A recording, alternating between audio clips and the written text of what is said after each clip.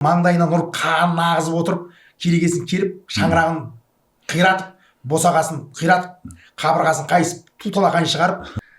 Сау сәлемет тұрдыңыздар ма, ардақты ағайындар? Біздің жолашар түсірілім тобы Астана қаласында. Астана қаласында атақты Самаржақ шешен, қоғам белсендісі, ұлт жанашыры, мәдениет журналының Астанадағы тілшісі Жұмамұрат Шәмші ағамыздың шаңырағындамыз. Бұйрық дәмдеген осы, мен болса мынау Қытай Халық Республикасынан кеп, сіз Өзбекстан Республикасынан кеп, мынау Астанада сіздің қара шаңырағыңызда сырласудың сәті түсіп жатыр. Сіз екеуміздің енді арман мақсатымыз ортақ, сол үшін бір жақсы әңгіме болады. Алғашқы әңгімемізді осы біздің негізін көтеріп жүрген тақырыбымыздың бірі осы көші-қон мәселесі болатын. Сол үшін көші-қон мәселесінен бастайық. Алғашқы сұрағымызды да сол үшін өзіңіз қай жылдары көшіп келдіңіз осы Өзбекстан Республикасынан? 2005 жылы қаңтар айында мен осы Астанаға көшіп келгенмін, Ташкент қаласынан. Өзбекстан Астанасы. Онда шекара қызметін атқаратын едім. 2003 жылы мен жазып қойдым. Құжаттар 2 жыл рұқсат бермей, ақыры 2005 жылы келдім. Келіп құжаттарымды тапсырдым шекара қызметіне. Сол ертең келіп, арғыны келіп, үйт деп ақыры созып, ақыр сонда мен бұл жерде мына сыбайлас жемқорлықтың өркен деп кеткендігі соншалықты, сені былай тіке сұрай алмайды. Ертең мен сілеңді қатыра деген. Ертең кел, арғыны кел, жүресің салпаңдап. Сөйте дипломың жоқ, анау мынау. Бұл жерде бірден келіп, десе бірден тұмсығына қаржыны беріп, пара берді, бара берді керек екен. Кейін біліп жатырмыз ғой оны. Кейін мен 5-6 жыл сөйтіп уақытымды өткізіп алдым да, содан кейін мен керек емес болып қалды шекара қызметі. Жалпы сөйтіп келгеннен кейін мақсат, баяғыда менің марқұм Кеңес деген әкем, балам сенің қаның қазақ, өзің қазақ, қазақ жеріне ерте ме кеш пе баруымыз керек, тез арада барсам өзің үшін жақсы, сол жақтың қызына үйленіп, өсіп, өркендеп, сол жақтың қазақ айтады ғой, соның қазақтың қара қазанын қайнатсаң қайтеді деп айтатын. 2001 жылы әкем дүниеден озып кетті, 2005-те анам қайтыс болып кетті. Сөйтіп біз 3 қызбыз әке шешеден. Барлығымыз қазіргі таңда осы қазақтың Астанасында 4-еміз тұрамыз. 2 қыз Қарағандының, біреу Майқұдықта, біреу Теміртауда тұрады. Бірақ келіп алдыңыздар ғой, енді сіз келерден бұрынғы қиялыңызда Қазақстанмен келгеннен кейінгі әмәлияттың арасында қаншалық farq бар? Жер мен көктей. Мен осында көшпестен бұрын мен Қазақстанда енді Ұзынқұлақтан естіп жатамыз, барып келіп жатқан адамдар айтады, дамып кетті, көліктердің өзі. Енді біз Өзбекстанда Nexi, Tiko, Damas'тан басқа көлік көрмегенбіз. Ол басқа көлікті рұқсат бермейді жүруге. Ал Қазақстанда көліктің 7 атасы бар. Киім-кешектің 7 атасы бар. Дүниежүзінен келеді. Енді Қазақстан өйтіп жатыр. Өзің барып көрмегеннен кейін жұрттан естіген басқа, көрген басқа. Сосын Ұзынқұлақтан өйтіп жатыр, бүйтіп жатыр. Қазақтың кең байтақ даласы, шаңғы, енді оны географиядан, тарихтан білеміз. Ал кейін сөйтіп Қазақстанды ойлайтын едік. Көшіп келіп, арасына кіріп, сол қоғамда қара қазанды қайнатып, соның ішіне кірген кезде Қазақстан мүлдем басқа болып шыға келді. Өйткені дана қазақ бір ауыз сөзбен айтады. 1000 рет естігеннен бір көрген жақсы дейді. 1000 рет естесің ғой, ол дамаса. Ішіне кіргеннен кейін барып, ол тұрмыс тіршілігін, жүріс-тұрыстарын, іс-әрекетін, тәлім-тәрбиесін, сөйлеген сөз саптауын, біреуге әңгіме айтуын, құжат дайындауын, барлық орыстанып кеткен ғой. Орыстанғандығы соншалықты. Түрі ғана қазақ. Қазақтың тән асыл қасиеттер, үлкенге құрмет, кішіге ізет, салт дәстүр, әдет ғұрып, қазаққа тән мәдениет, парасат, өркениет, қазақтың асыл қасиеттері, жаңа ата-анаға құрмет, ізет, баласына қалай тәлім тәрбие беру керек, қалай сөз сөйлеу керек, қарапайым жеті шелпек деген нәрселер бар ғой қазақтың күнделікті болып жатқан тұрмыз. Міне жеті шелпек қазір күндері міне қазақ көршілерімізге таратсақ, жеті шелпектің 4-еуін қайтарып әкепті менің қызым. Неге десең, 3-еуін алып қапты енді қазақ көршілеріміз. 4-еуін біздер қарнымыз тоқ, мүмкін сіз мені улап атқан шығарсың депті. Сондай зымиян, көршісін улап өлтіру деген енді одан арты сұмы. Осыншалықты сорғайнап қалған ғой, не дейсің? Барлық нәрседен жұрдай болған, тыр жалаңаш қой. Қазақша айтсақ тыр жалаңаш. Жалаңаш талаға жүгіріп шыққанмен бірдей ғой. Түрі ғана қазақ, тілі орысша, салт дәстүрі орыс ұнамайды. Орыс не істейді? Қазақ айтады, орыс ойына келген істейді, қазақ көрген істейді. Көрген орысша сөйлесең, сен оқыған білімді деп есептейді, орысша білмесең, сен адам сатысына кірмейсің. Осыншалықты тенденция, құлдық сана. Мен 2008 жылы мен Мәскеудің архивіне кіргенмін. Сол архивте жазып тұр, академик 1889 жазып кеткен. Академик Левшин мен Радлов деген жазған қағаздарын оқыдым. Мен орысша таза сөйлеймін ғой. Путинге үйретем керек болса. Орысша. Сол ашып қарап отырсам жазып тұрды. Мына Орта Азиядағы елдерді игеру үшін бізге не істеуіміз керек? Мына халықтарды басып алғаннан кейін, мына қолдан әріптерін 3 рет әдейі ауыстыруымыз керек, бірінші. Еркектерін аттан түсіруіміз керек. Қатындардың басын, борамалын, бас киімін, борамалын шешіп, қиып, қалаған түсте неғып жассыздандыру керек. орыстандырсаң, ол ариаттан жұрдай болады. Сөйтсең, оны игересің тезіне. Сосын қолдан бір емес 3 рет ашаршылықты ұйымдастыру керек деген. Сағысынан, ол сағысынған ашаршылыққа ұшыраған ұлттың дейді, 7 ұрпаққа жетеді дейді. Зардабы, қайғы қасіреті. Левшин мен Радловтың мен архивке кіріп кірдім, өтірік. Ойдан құрастырып отырдым. Міне, сөйтті де әдейі осының бәрін істеді. Оны жасады ғой. Жасады. 1917 жыл алашордалықтар құрылған, көтерілген кезде астан кестен ақтар қашты, қызылдар қуды, жермен жексен быт-шыт болып жатқан кезде қазақтың 500-ға жуығы қырылды, аштан қырылып қалды. 21 жыл әдейі 1 миллион қазақтың қырылды. Сөйтіп 1931-32 жылдары қолдан ұйымдастырды ашаршылықты. Сол кезде 1916 жылы Альхамдулиллах 6 миллионбыз деген Әлихан Бөкейхан. Альхамдулиллах. Содан 1931 жылға келген кезде 8 миллион болған. 2 миллионға өскен. Сол 8 миллионның 4 миллион қырылып қалды аштан. Қалғандары Қытайға қашты, Монғолияға, Қытайға, мына жағы Иранға, Ауғанстанға қашып кетті. Неге? Өйткені мәжбүр жан сауғалап кетті. Жейтін ештеңе жоқ. Ішерге ас, киерге киім жоқ. Тұлып-талақай қашып кетті тынтырғай. 4 миллион қалды, содан өскеніміз бүгін міне 20 миллион болатымыз ғой. Арадан 100 жыл өткенде. Ол халық жау деп атылды, онан Ұлы Отан соғысына кетті. Екінші дүниелік соғыс болды, Ұлы Отан соғысы демейді. Екінші дүниелік соғысы. Содан 31, 37, 38 жылдары 25 миллион зиялы оқыған дегендер қынада қырып тастады. Солай әйтеу қырғын ғой, жатқан қырғын. Осының зардабы міне 100 жыл өтті, 3 ұрпақ ауысты.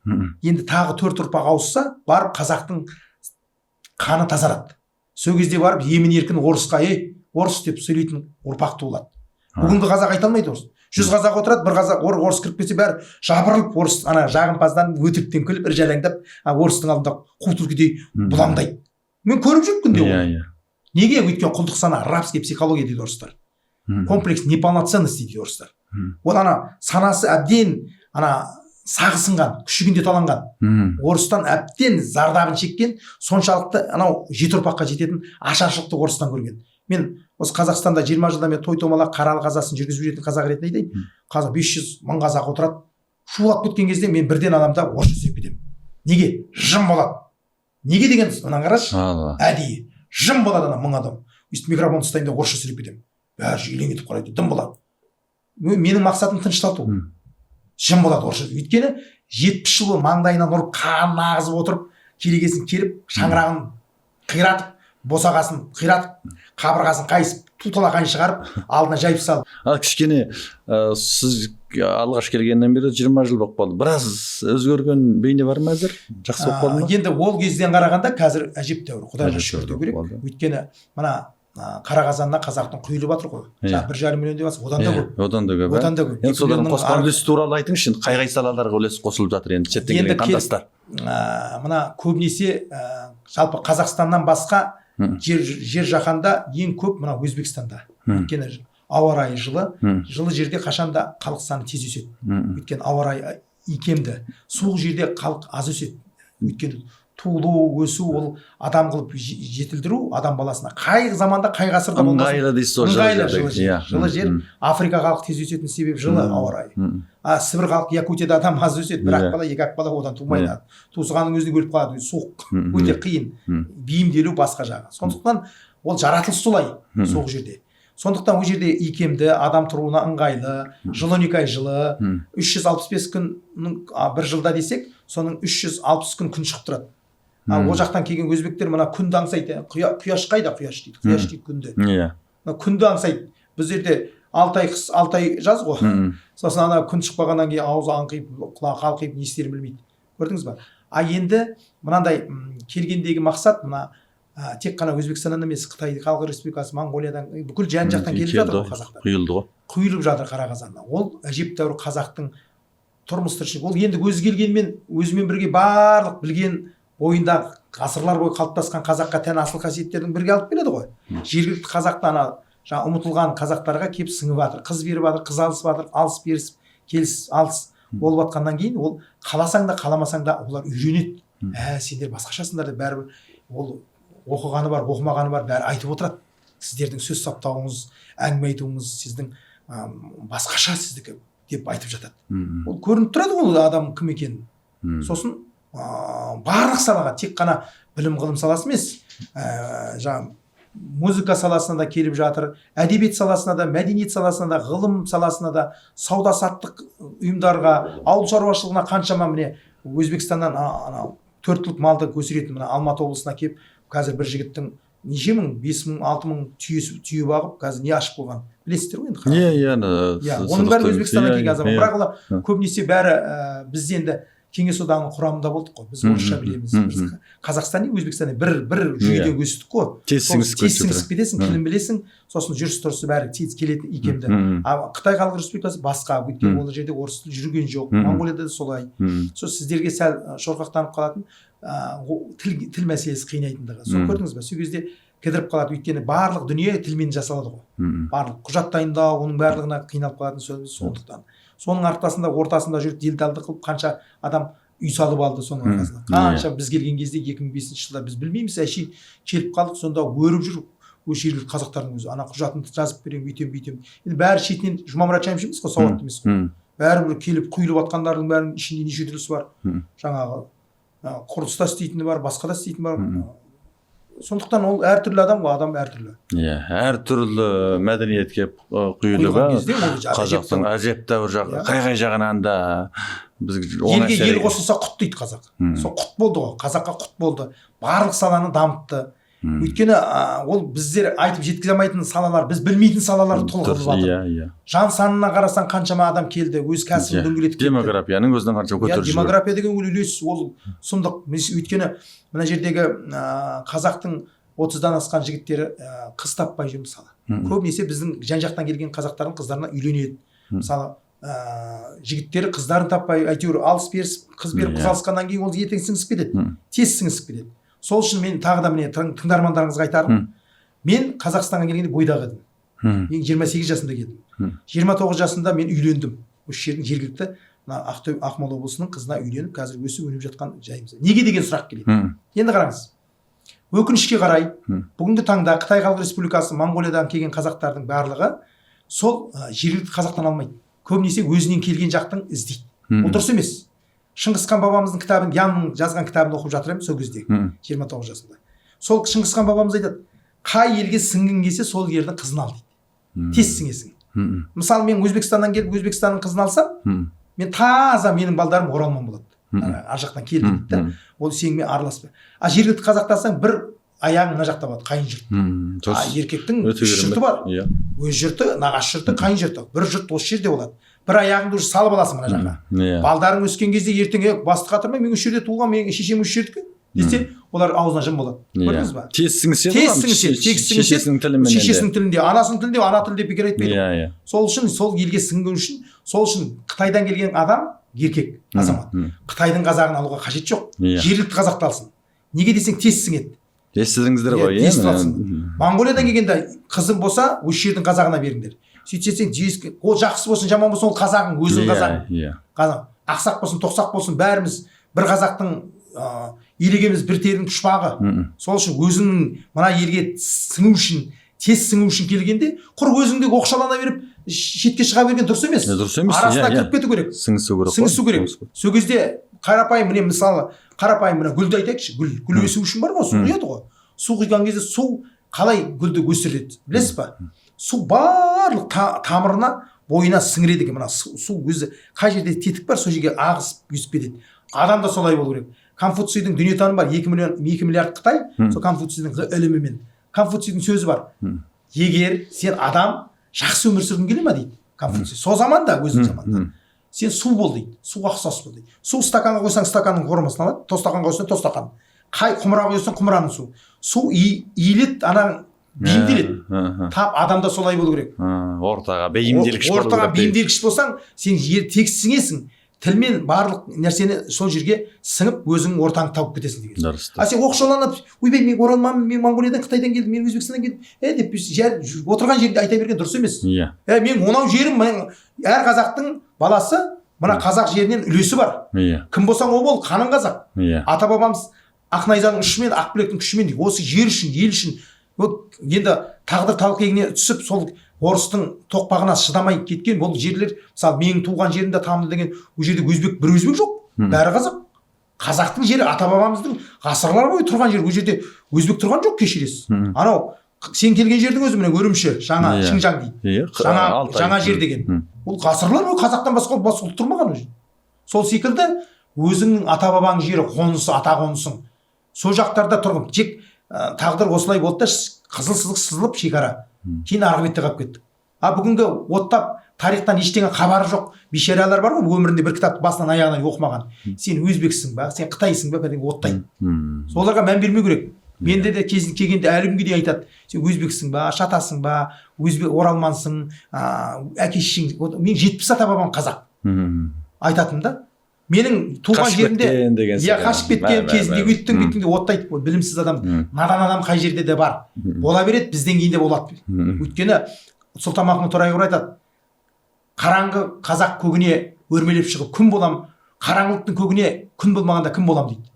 Сондықтан қараңғы адамдар қай заманда да көп болады, білімді адамдар аз болады. Ол табиғаттың жаратылысы солай. Сондықтан біреуге қазақ айтады ғой, бетке өкпелеп тоныңды өртеме дейді. Сол үшін кім көрінген айтатын адам айта берсін. Әрбір кім адамы? Уинстон Черчилль, Ұлыбританияның несі болған, 99 жыл ғұмыр кешкен, сол айтады. Әрбір үрген итке тас лақтыра берсең, мақсатыңа жете алмайсың дейді. Кешігесің дейді ғой. Кешігесің. Сол үшін кімге тас лақтырып, ұмытты оны, тастап кете бер. Оң солда, оңға кетіп, жүзгенде кім бірінші келеді деген ғой. Фелпс деген анау мировой рекорд 25 рет американдықтан сұраған. Ештеңеге мән бермей мақсатына бар жан-тәнімен, ынта-ықыласымен, зерде-зейінімен алдыға ұмтылған адам мақсатына жетеді. Дәл сол. Енді жаңағы бір сөзіміз айтып қалдық қой, мынау жылы жерде оңтүстік жақта адамдардың өсіп өнуі, тығыздығы жоғары деп. Нақтылы енді Өзбекстан халқының да жан саны өзі шұғыл өсіп бара жатыр да. Ал өз жақтағы қандастарымыз да аз емес, бірақ енді әрбір деректі әртүрлі айтады. 10 миллион, 7 миллион дейді. Сіздің болжамыңызда қанша миллион? Енді қараңыз, былай қарасаңыз, сол мен ұлттық қауіпсіздік қызметте істеп жүргенде Өзбекстанда, ол кездерде мен 95 жылы 1990-да мен Ташкентке Юнусабадта погран училище ұлттық қауіпсіздік қызметіне түстім оқуға. 99 бітірдім, 99 мен 2005-те шекара қызметінде атқардым. Сонда қарап бүкіл өңірлерге барамын ғой. Қазақ. Сол былай есептесең, сол кездерде қазақ Өзбекстандағы саны Ислам Карим 91 жылы айтқан 1 миллион деп. 1 миллион. Иә, кеше қайтыс болатын кезде 2007 ма, 2016 жылы ма, әлі 1 миллион дейді. Кешіресіз. Былай нақты деректерге қаратын болсақ, ол 9-10 миллионның асып жығылады. Бірақ деген сөз бар. Өзбекстанда большевиктер келіп, енді Орта Азияға келіп, Ташкент, алдын Самарқанд болды ғой астанасы, 24 жыл. Кейін 36 жыл ғана барып, астанасы Ташкент болды. Өзбекстанды. Калинин келіп өзгертіп кетті. Сол кезге дейін Ташкенттің өзінде 70-80% қазақ болған. Ташкенттің өзі қазақтың жері. Ташкент облысында Шыршық, Базалкент, тұнып тұрған Қыбырай деген жерлер бар. Тұнған қазақ. Мына жағын біздің ауылда бір өзбек жоқ дейсіз. Бір өзбек жоқ. Кейін ғой келіп жатқан өзбек. Мына жақтарда, біздің ауыл жақтарда, мына Әлішер Науаи облысы ең үлкен облыс біздің облыс. Ол облыс 82 жылы құрылды. Оған дейін ол Бұхар облысына қараған. Біздің ауыл кеше күнге дейін бірінші Қызылорда облысына қарады. Одан кейін 24 жылы ана Қарақалпақстан автономный округке берді. 36 жылы алды да Бұхар облысына қосып жіберді. 36 жылдан кешегі 82 жылға дейін біз Бұхар облысында толдық. Менің туған куәлігімде Бұхар облысы деген, Бұхара вилаяты дейді. Облысы болды. Кейін мен туған інім 82 жылы туылды. Олар туылған кезде уже Науаи облысы болды. Науаи деген облысты ойдан құрастырды. Өйткені қазақтардың ішіне жақындау үшін. көрдіңіз ба? Бұхара, біздің Тамдыға Бұхара 620 шақырым, ал Науайы бер жаққа кірді 420 шақырым, 200 километрге ішке кірді қазақтардың жеріне. Сөйтті да Никита Сергеевич Хрущевтің бұйрығымен 1965 жылы Зарafшан, Үшқұдық деген қалалар құрылды. Бұл жерде тұнған қазақ. Мына Қарақалпақстанда халқының саны қазір 10 миллион десеңіз, соның 30% өзбек, 30% Қарақалпақ, 30% жаңағы қазақ. Соның 10% орыс, кәріс жаңағы басқа. Енді соны қарап отырсаң, бұл жерге барып түріне қарасаң, ажырата алмайсың, кім қазақ, кім Қарақалпақ, кім өзбек екені. Бәрі араласып кеткен, қыз бен қыз алысып ол жердегі.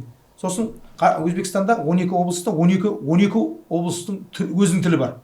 Өзінің тілі бар. Біздің Қазақстан сияқты бәрі бір түсіне бермейді. Біздің қалай сөйлесең олай сөйле, Қазақстанда түсінесің ғой қазақ. Сіз Қытайдан келіп түсініп жатсыз. Ал ол жерде түсінбейді, бірін-бірі түсінбейді. Өйткені жан-жақтан құралған ұлттар. Диалектика бар екен, жерлік, жергілікті диалект. Мына Сұрқандағы уәлаяты деген бар, облыстың орталығы Терміз қаласы. Мен Термізде 2 жыл қызмет еттім, 8 заставада. Ауғанстанмен шекара 56 шақырым, мен 8 заставада тұрдым. Сол кезде олар парсы тілінде сөйлейді. Бұл жерде өзбекше білмейді көбісі, басым көпшілігі. Өзбекше сөйлемейді. Бұхара, Самарқан, Тұңған парсы тілі. Парсылар. Тәжіке меданам дейді, намеданам дейді, инжабе дейді, бейінже дейді, сен бергел, әргел дейді. Олар өзбек тілінде бірен сарам болмаса түсіне бермейді. Көріп жатсың ба? Сондықтан ол жерде, ал біздер жақта қазақ тілінде сөйлейді. Қарақалпақстан Қарақалпақтар сөйлейді. Анау Хорезм жақ, Хорезмнің тілі мүлдем бөлек, ол ана түркмендерге жақын. Әке шешесін, әкеңді шешең ғақың дейді, ежең ғақың дейді. Ал түсініп көр. Түркмен. Ежең ғақың білмәсін деренен іштік ал дейді. Гәлдің, гәттің, ежең, әттің, деп сөйлейді. Ол басқа жаргон, ол Хорезмнің жаргоны. Ол сөйтіп сөйлегенде мына Ташкенттің уатты, ноды оссан, мансаң кет, томайын, алман кет, томан деп сөйлейтін тәжік, қазақ, өзбек ананы түсінбейді бірін-бірі.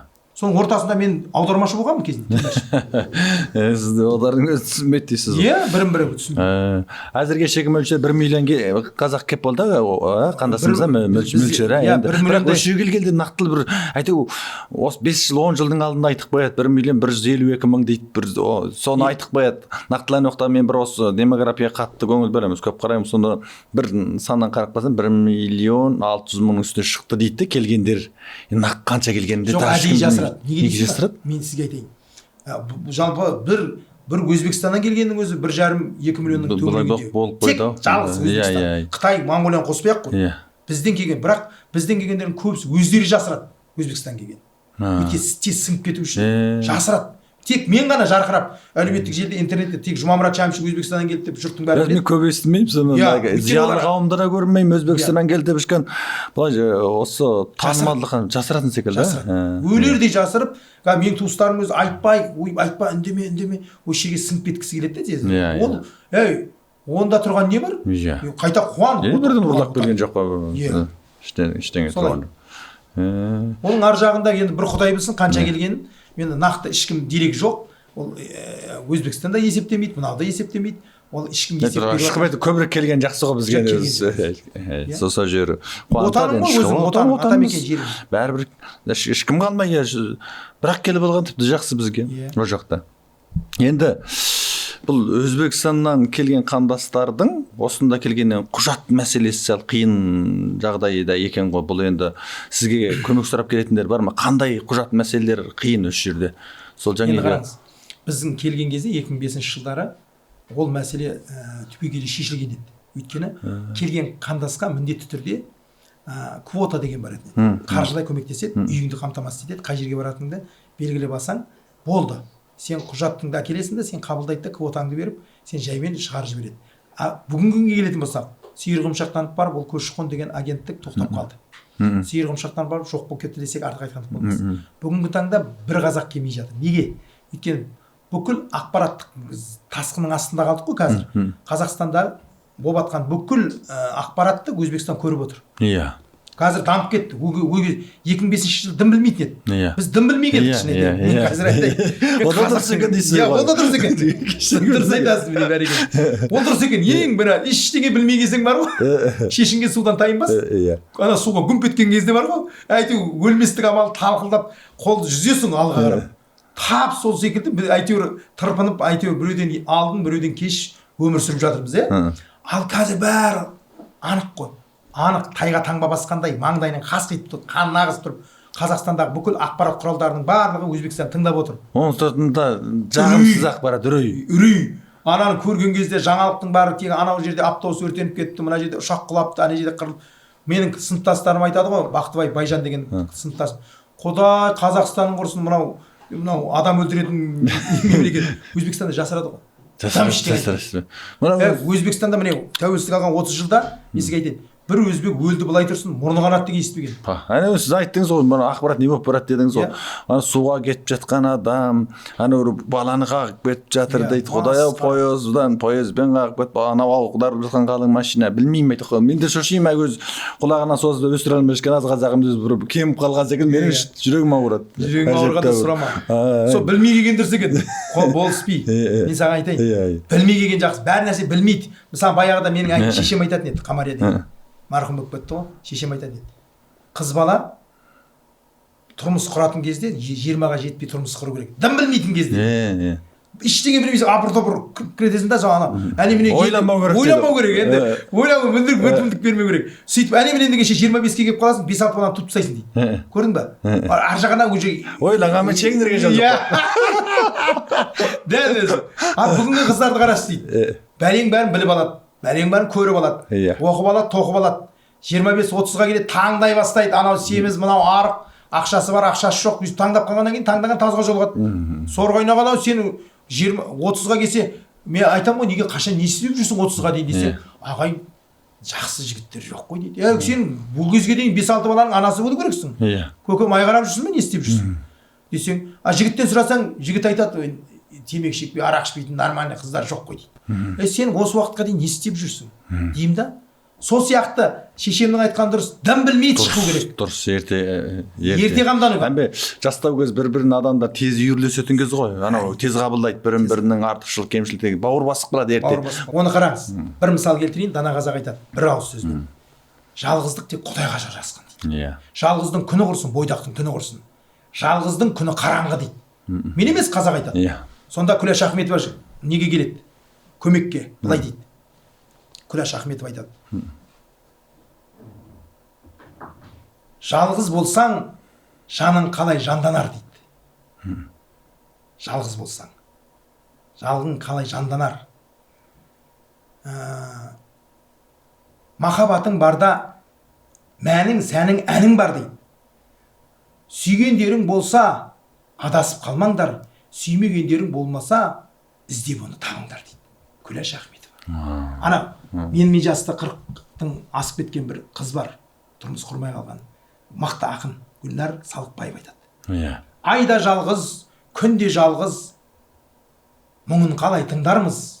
Көп кісі боп көрінер, қатар тұрса мың жалғыз. Мың жалғыздың бірі мен, жүремін де сүрінем. Көп боламын күнімен, жоқ боламын түнімен дейді. Не деген міне философия. Ол жалғыздық деген өте, ол ауыр. Оның жазасы арғы дүниеде де ауыр болады. Не жалғыз қалу деген өзі. Алла тағала айтады екен. Бас бердім, екі қол аяқ бердім, мүмкіндік бердім, уақыт бердім, мерзім бердім. Саған барлық сынақтардың бәрін әдемілеп саған жақсырдым. Сен неге жұптаспадың біреумен? Мен саған қанша адамды қасыңа жақындастырдым. Сен неге солармен бір адам бас, бір жеңнен қол шығарып, бір адамның баласындай, бір қолдың саласындай неге бір ынтымақта өмірдің ащы тұщысын, жақсы жамандығын көрмедің? Соған не ынталанбадың дейді. Неге ынталанбадың, ұмтылмадың? Саған бір емес 3 рет мүмкіндік бердім. Сен жоқ деп біреу ананы менсінбей мынаны кері қайтарып, кеудесінен итеріп, сен жалғыздың, ол күнәнің көкесі жалғыздық. Мен сізге айтайын, біле білсе. Мына жалғыз жүрген көрермендерің, тыңдармандарың айтып қойын. Құлақтарына алғысырға. Өте көп қазір. Ажырасқандар көп, ақымақ. Ажырасу ол күнәнің көкесі. Сен ана баланы, ұлды қызды жетім қылдың. Оның зардабы орасан зор. Арғы дүниеде, бұл дүниеде де сен түрткілейді. Жесірдің күні құрсын дейді қазақ айтады. Жесірдің бәріне, қара, Міржақыптың сөзі бар. Жесірдің дейді да, етегін желдің өзі сүреді дейді. Жетегін көтереді дейді, желдің өзі. Жай, десе, артынан сөз ереді жесірдің. Күйеуі барған кезде егесі бар, ат секілді болады дейді. Әйелдің дейді. Мен емес, дана бабалардың айтқан сөзі. Сосын жесір мен жетімнің күні қараңғы дейді. Жетім мен жесірдің өте жаман нәрсе. Сөз қылады, артынан көз қылады дейді. Қазақ дана ғой. Сондықтан бірігіп отбасылық толыққанды отбасыға жетпейді. Толыққанды отбасында өскен баламен толық емес отбасында жер мен көк дейді. Қылмыскер әлемде тек Қазақстанда емес, әлем, мен қылмысқа, криминальный әлемдің бүкіл қылмыстың атауының барлығын зерттеп ар жағын қарасаң, қылмыскер, баскесер, сұмдық, террорист, білдің бәрін қарасаң, толық емес отбасынан шыққан. Атасы жоқ, я әкесі жоқ, я шешесі жоқ. Өйткені соған бейімді болады. Оған айтар атам жоқ, әй дейтін әже, қой дейтін қожа жоқ. Сондықтан бір болу керек. Толыққанды отбасының отбасы құндылықтарын басқа былай болсын, Америка деген аузын айға балаған Американың өзінде отбасын бағалайды. Отбасымен келген адамға грин карта береді, жалғыз бермейді. Бір отбасы екі болмаса сен президент те бола алмайсың. Қабылдамайды. Президент жаңағы үлкен корпорация нелердің бәрінде отбасың бар ма деп сұрайды. Дүниежүзі, тек Америка емес, Қытайда сол, Жапония, бүкіл осындай өркениеттердің барлығында сен отбасын сұрайды. Жападан жалғыз жүрген адамды қазақ не дейді білесің ба? Өзің диуанасың, кімге пір боласың дейді. Диуана дейді қазақ бір жүрген адамды. Жалғыз жүрген, отбасы жоқ жалғыз жүрген адамды қазақ, дана қазақ, ол диуана дейді. Диуананы білесің бе? Ешкім жоқ, ол бишара деген сөз. Ешкім жоқ, бишара, диуана, мүсәпір дейді. Сондықтан жұпты адам дүниежүзі сыйлайды.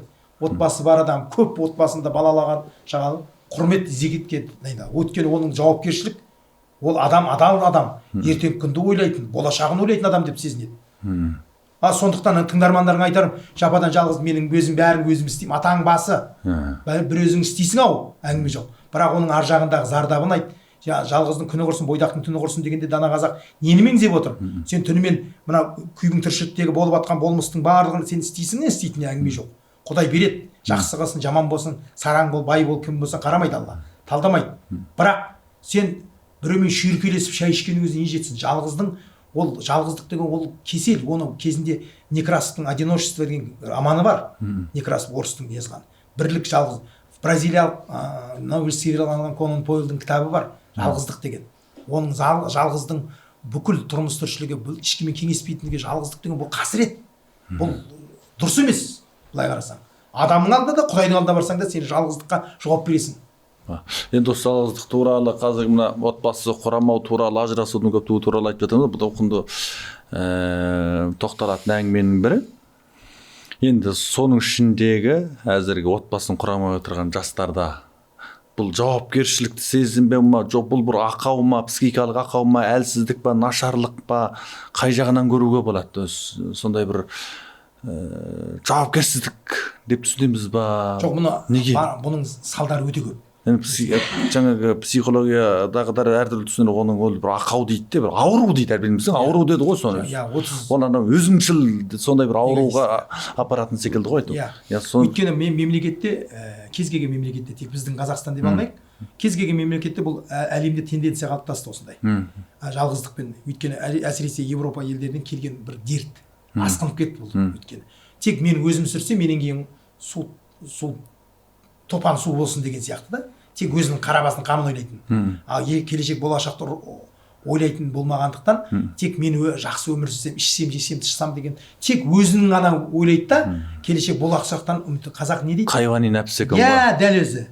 Қазақ айтады, үмітсіз шайтан дейді. Үмітсіз шайтан. Сол үшін болашақты ойламаған мемлекеттің болашағы болмайды. Жарқын болашақты күту үшін сен ұрпақ, жаңа өскелең ұрпақты тудыру керексің. Соларға өзің білгеніңді сарыптау керексің. Сонымен жұмыс істеу керексің. Бүкіл мен сізге айтайын, білім ғылымның барлық осындай менде кітаптардың бәрін Сократ, Платон, Аристотель, кешегі Гиппократ, бүкіл Омар Хайям, Фирдауси, Конфуций, кешегі Қожа Ахмет Яссауи, Фирдауси, Ахмет Юсуф, Жүсіп Баласағұн, бүкіл ғылымның төгенін барлық әлемдегі қосылғаны қоймасы міне Масир Афаризм деген кітапта да тұр. Барлығын басын қатырған болашақ ұрпақтың тәлім тәрбиесі. Барлығын жазатын сол. Болашақ ұрпақ не болады дейді. Мына Сократ айтады, мына бізден кейінгі ұрпақ қалай өсіп жатыр, бұлардан мен қорқам депті. Сол заманда, біздің эрамызда 2000 жыл бұрын айтқан Сократ. Сол замандарда сондай айтып тұр. Бүкілінің басты проблемасы болашақ ұрпаққа тәлім тәрбие дұрыс беру. Басын қатырған осы адамдардың. Сондықтан бізден кейін де ол нәрсе бола бермек, өйткені өскелең ұрпақ. Жаңағы Достоевский «Преступление и наказание» айтады. Аға буын қашанда іні буыннан наразы болады дейді. Өйткені атаның өмірін баласы, ұлы, әкесі. Әкенің өмірін ұлы көрген жоқ қой. О заманда көрген жоқ. Сонда мен қараңыз, Тоқмұрат Шәмшіге айтқан, Шәмші Кеңеске айтқан, Кеңес маған айтты, мен мына аманат балама айтамын, өйстіп дөңгеленген дүние кете береді. Эстафета. Өмір не деп сұрайды ма кезде? Мен былай түсінемін, осы жасқа келгенде мынандайды түсіндім. Бұл өмір былай. Шежіреде де жазылған көріп тұрсыз ғой. Мына спортта эстафета деген спорт бар, білесіз ғой? Төрт жағында стадионның төрт бұрышында жүгір. 1, 2, 3 жүгір дейді. Жанын салып, эстафетадан бірінші адам жүгіреді мысалы. Ана неге келді? Тоқмұрат жүгірді дейші мысалы. Шәмшіге апарып берді, Шәмші Кеңеске, Кеңес маған әкеп берді, мен жүгіріп барып, міне балама беремін деді. 16-тан асты онша. Ұлың болса бересің, ұлың жоқ болса таяқ сөжеде қалады. Жалғастырушы жоқ. Күш жалғап жүгіру дейді ғой. Барын салып, сол үшін сыпыра деген жырау бар, сыпыра жырау.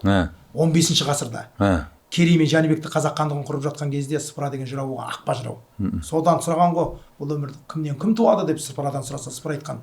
Маған айтады, кім айтты дейді. Мен емес айтқан, мен жаттап алған адам мен тек. Сыпыра айтқан дедім. Сыпыраны тауып бер дейді. Ай, ол 15-ші ғасырда өмір. Не істейсіз десем, ол сотқа беремін дейді. Мына 15-ші ғасырда өмір кешкен Керей мен Жәнібекке кеңесші болған сыпыра деген ақпа жырау болған. Сол кісі айтады, қан баласы қанға ұқсар, биік-биік шыңға ұқсар. Бай баласы байға ұқсар, байлаулы тұрған тайға ұқсар. Би баласы биге ұқсар, алты қанат үйге ұқсар. Құл баласы құлға ұқсар, мал таптаған гүлге ұқсар. Тұлпардан тұлпар туады, сұңқардан сұңқар туады. Асылдан асыл туады, жалқаудан масыл туады. Сараңнан бермес туады, соқырдан көрмес туады. Қыдырмадан кезбе туады, мылжыңнан езбе туады. Ақыннан өлең туады, батырдан бедел туады. Палуаннан алуан туады, алуаннан оғлан туады, оғланнан қобылан туады. Иттен ит туады боқ житұғын, қасқырдан қасқыр туады, қой житұғын деген екен. Сол айтпақшы, енді кімнен кім туылады дегенде сұраған ғой. Сөйтсе, жақсы мен Жайсағанға былай деп жауап берді.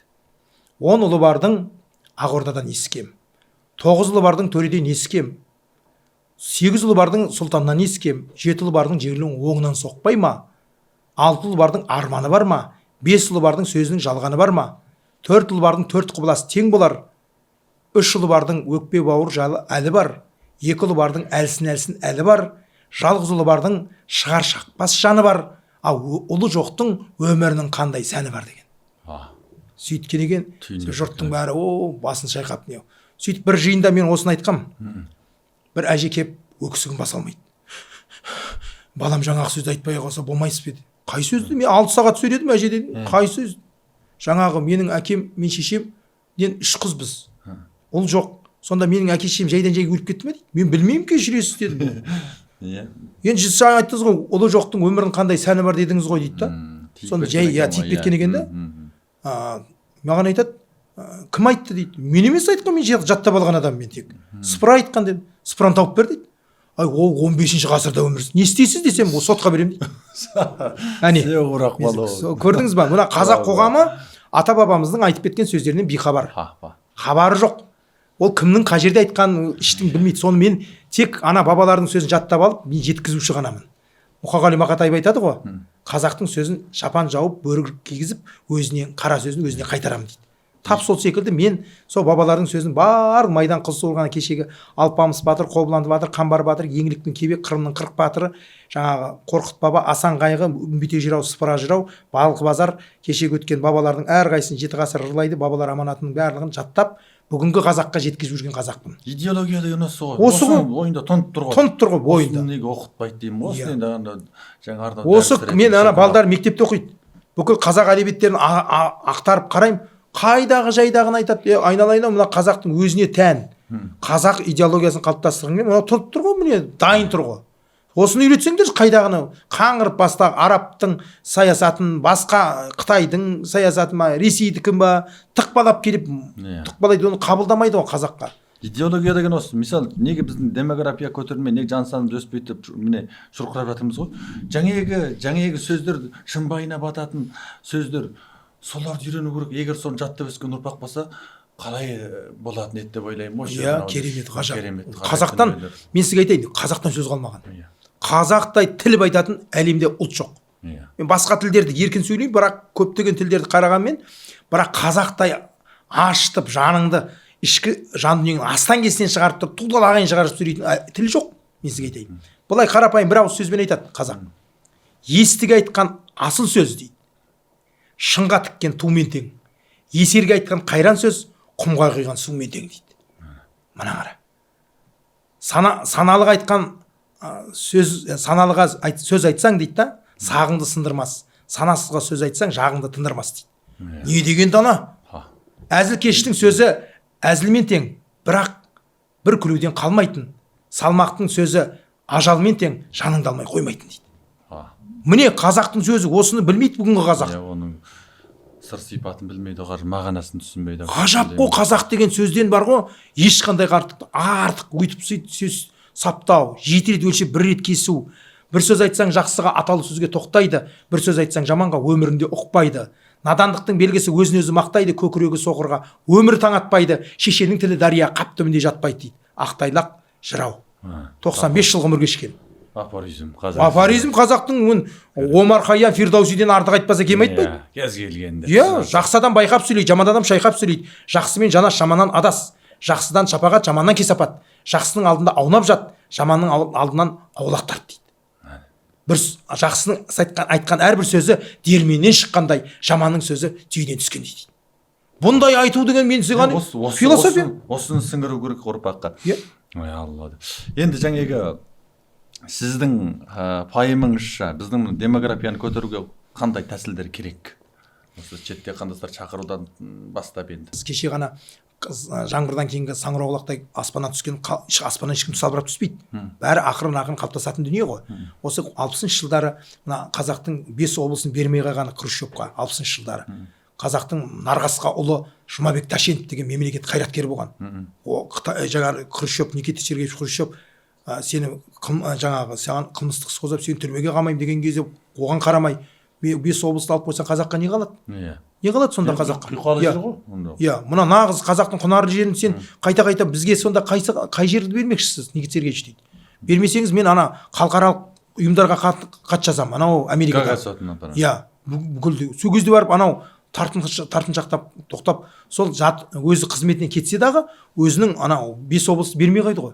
Осындай мемлекеттің қайраткерлігі, осындай ұлтының қамын ойлайтын, қазақ десе қабырғасы қайысып, қазақ десе ішкен ашын жерге қоятын, қазақ десе мұңын мұңдап, жоғын жоқтайтын азаматтар бізге аудай қажет. Біз зәруміз сондайға, мәжбүрміз қазір. Ол бір Жұмабек Ташенов. Мен қақсап жүрмін жылдар бойы. Одан кейін екінші адам бар, Өзбекәлі Жәнібеков деген кісі болды. Барған жерінде мынау Арқалыққа барып музей ашты, ұлттық аспаптар оркестрін ашты, кейін оны Қызылордаға төмендетіп жіберді. Қай жерге барса музей ашады, қазақтың ұлттық дәрістерін не қылады, өткізеді. Мемлекет қайраткер кесенелердің бәрін сақтап барлық сол Өзбекәлі кешегі 92-ші жылы нені Петербордан хат жазып отырып, бермеймін деген Тайқазанды халықаралық неге жазам деп қорқытып Мәскеуде, сөйтіп Тайқазанда кеткен елге. Тайқазанды. Өкінішке қарай Тайқазан келген Түркістанға.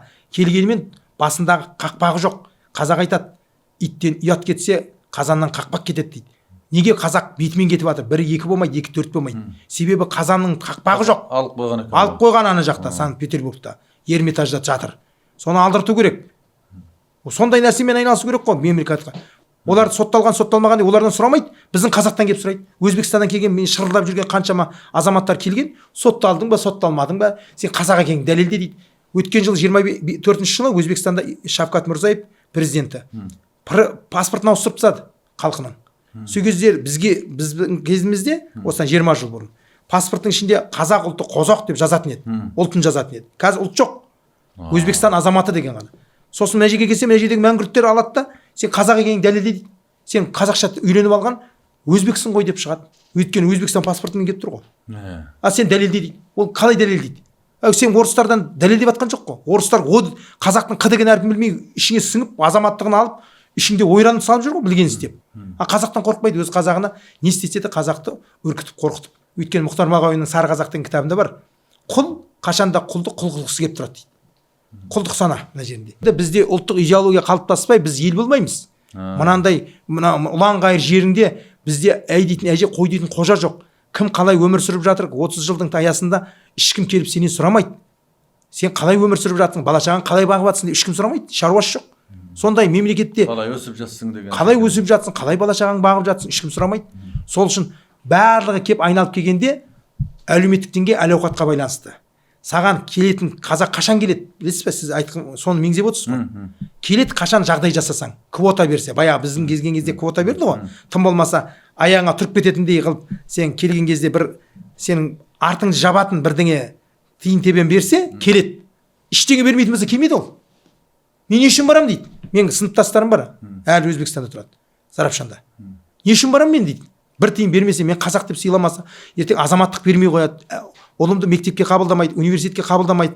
Ақша аштан өлем ғой ол жаққа барып дейді. Маған сөйтіп айтады. Сосын келмейді. Баяғы Хакім Абайдың адам болам десеңіз, 5 нәрсеге асық бер, 5 нәрсеге қашық бол дейді ғой. Өсек өтірік мақтаншақ, еріншек бекер мал шашпақ. Сол мал шашпақтың дәл өзі. Мал шаша береді. Қыруар қаржы өйтіп. Өзбекстан ешқашан мал шашпайды. Түркменстан неге істемейді? Тәжікстан неге істемейді? Қырғыз неге істемейді? Әзербайжан неге істемейді соны? Саммиттер. Қытай неге істемейді? Әлеуеті зор болса да. Өйткені ол керек емес. Мал шашпайды. Әрбір тиынды есептеп отыр. Артынан есеп береді халықтың алдына. Бізде ешкім 30 жылдан асып кетті, ешкім есеп бермейді. Қайда кетіп жатқан қаржы Құдай білсін.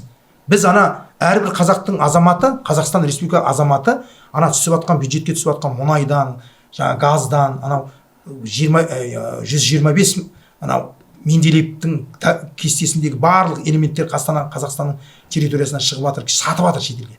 Соның үлесіміз бар әрқайсымыз. Біздің айды көрек. Норвегияда 5 сыныптың баласы білет, бюджетке қанша ақша түсті, қанша ақша кетті, қанша ақша үлеске түсті. 5 сыныптың баласы айтып береді. Бізде министр білмейді. Айта алмайды, қайда ақша. Кібіртіктен қазақша мен 6 айдан кейін үйренем. Атаң ба сөйлейді, әлі сөйлемейді. Бір министр еркін мен сияқты сөйлей алмайды. Қазақтың салт дәстүрін, әдет ғұрпынан хабары жоқ. Қазаққа тән асыл қасиеттен жұрдай, тыр жалаңаш. Не айтып тұрған өзі білмейді, не қазақша сөйлемейді, не орысша сөйлемейді. Әйтеуір министрден баяғыда ойлайтын едім, білімді азаматтар қоятын шығар, атаңның басы. Не ештеңе хабары жоқ. Әйтеуір бір кеудесінде жаны бар дейді қазақ айтады. Сондай адамдар отырғызып қойған. Одан ел болмайсың, кешіресіз. Содан кейін сіздің әне бір сөзіңізде Америкаға қашып кетсем деген сөзіңіз шықты ғой. Сонда ойыңыз болды ма? Мен сізге ренжіп қалдым. Мынау елге тұтқа болатын сіздер әшейін тұра шетелге қашқаны мына елге, мына ұлтқа кім ие болады деген. Жоқ, оның ар жағы мысалы ол жерде қиып тастаған ғой, ол жерде монтажбен қиып тастады. Мен айтпақшы басқа дүние. Америка қазіргі таңда білімнен, ғылымнан, ұлтыңа, түр-түсіңе, ұлтыңа, басқаңа қарамайды. Америка деген бүкіл барлық саладан алдағы мемлекет ретінде, оғанда барғандағы мақсат барып жақсылық игіліктерін алып, мына елге келіп сіңіру. Мақсат сол еді. Сен өйткені мына жерден түк шықпайды. Өйткені ана ағаларың не тізгінді бермейді, не үрілді бермейді, ештеңесін бермейді, не министр қылмайды ештеңе. Отыр уақыттан озып. Уақыт күн өткен сайын сен мен де шайтан емеспін, өмір бақи жүре бермеймін. 48-де де. Ертең 58 келеді, әнем деген 60-ге. Мен де шал боламын. Шал болған көтіне бір тебет ешкім керек емессің. Абылай ханға не деді бұқар жырау? Абылай өзің абайла, тыңшы бар дейді маңайда. Естіп қойса оңай ма, жыртығыңды әрдайым әке шешең жамай ма? Жасың 60-тан асқанда жастарға орын бер, жарай ма дейді. 60-қа біттің деген сөз. Сенен кейінгі буын өседі. Тіреліп тұрады. 60-қа келген кезде сен шаруаң бітті деген сөз. Сен тізгінді басқаларға бер. Тізгін бер, өмірдің, табиғаттың заңдылығы солай. Сенен кейінгі буын тіреліп тұр. Босат орынды деп. Амалар 70-ке 80-ге келеді, босатпайды, отыра береді. Сонда біздер қашан жұмыс істеуіміз керек? Қай кезде? Айтса.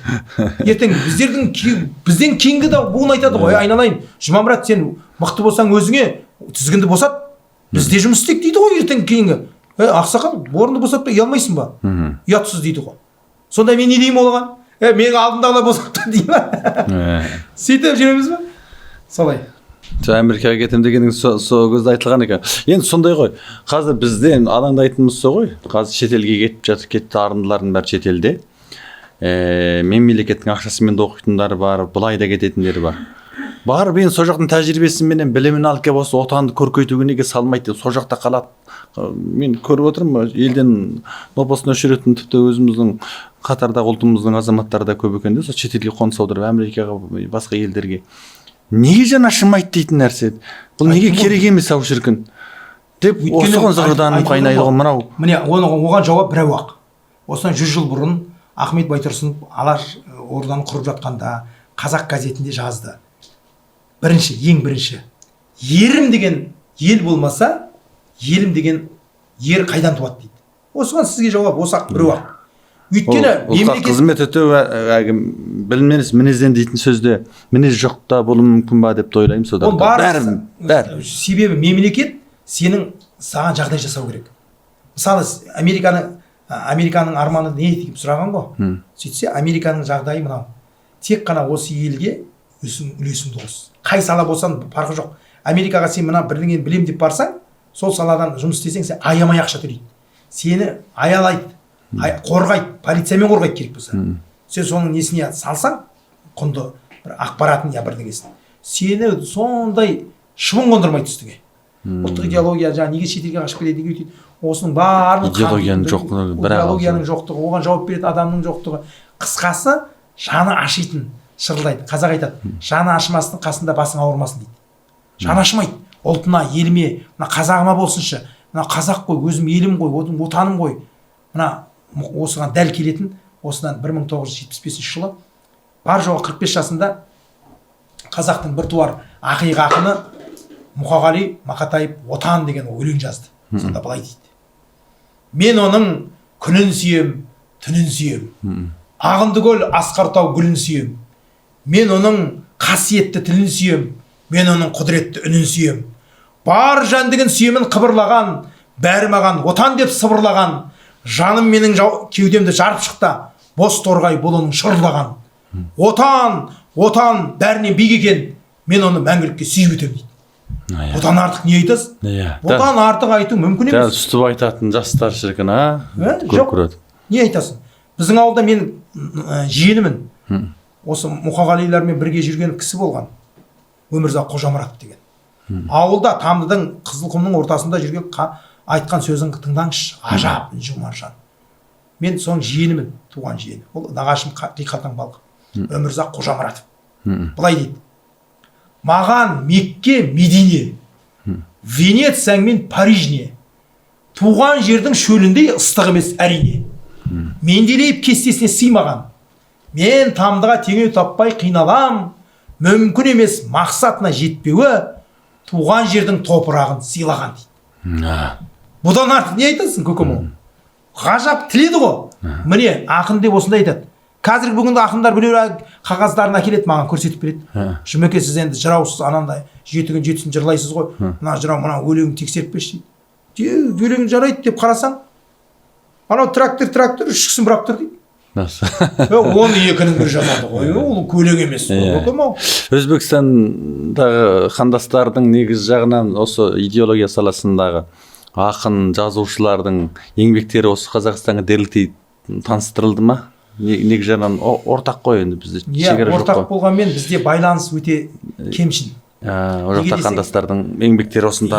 Өйткені сол жақта қарапайым міне алысқа бармай, міне 19, 20, 21 тамыз күндері Астана қаласында спикер, сенаторлардың төрағасы Мәулен Әшімбаев деген кісі басқарған Өзбекстанның сенат депутаттарының спикері келді. Зиялы қауымдарын, академик, профессор, жазушы ақындарын айтып келді өзіме, бір қора адамды. Сөйтіп 3 күн бойы бірінші форум өтті. Сол форумда Төлен Әбдік 83-ке келген. Роза Мұқанова әкім Таразидің әйелі. Одан кейін Дархан сенатор Қыдырәлі келді. Орыс тілінде сөйлеп отыр. Бір-бірімен орыс тілінде солдығы қандай өркениет болады жерде.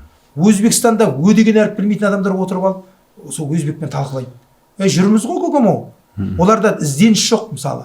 Бір осындай форум өтейін деп жатыр, жалпы өзбектің мәдениетін, әдебиетін, өзбек халқы туралы, Өзбекстаннан келген, өзбектің ішінен шыққан өзінің қазақтар бар ма?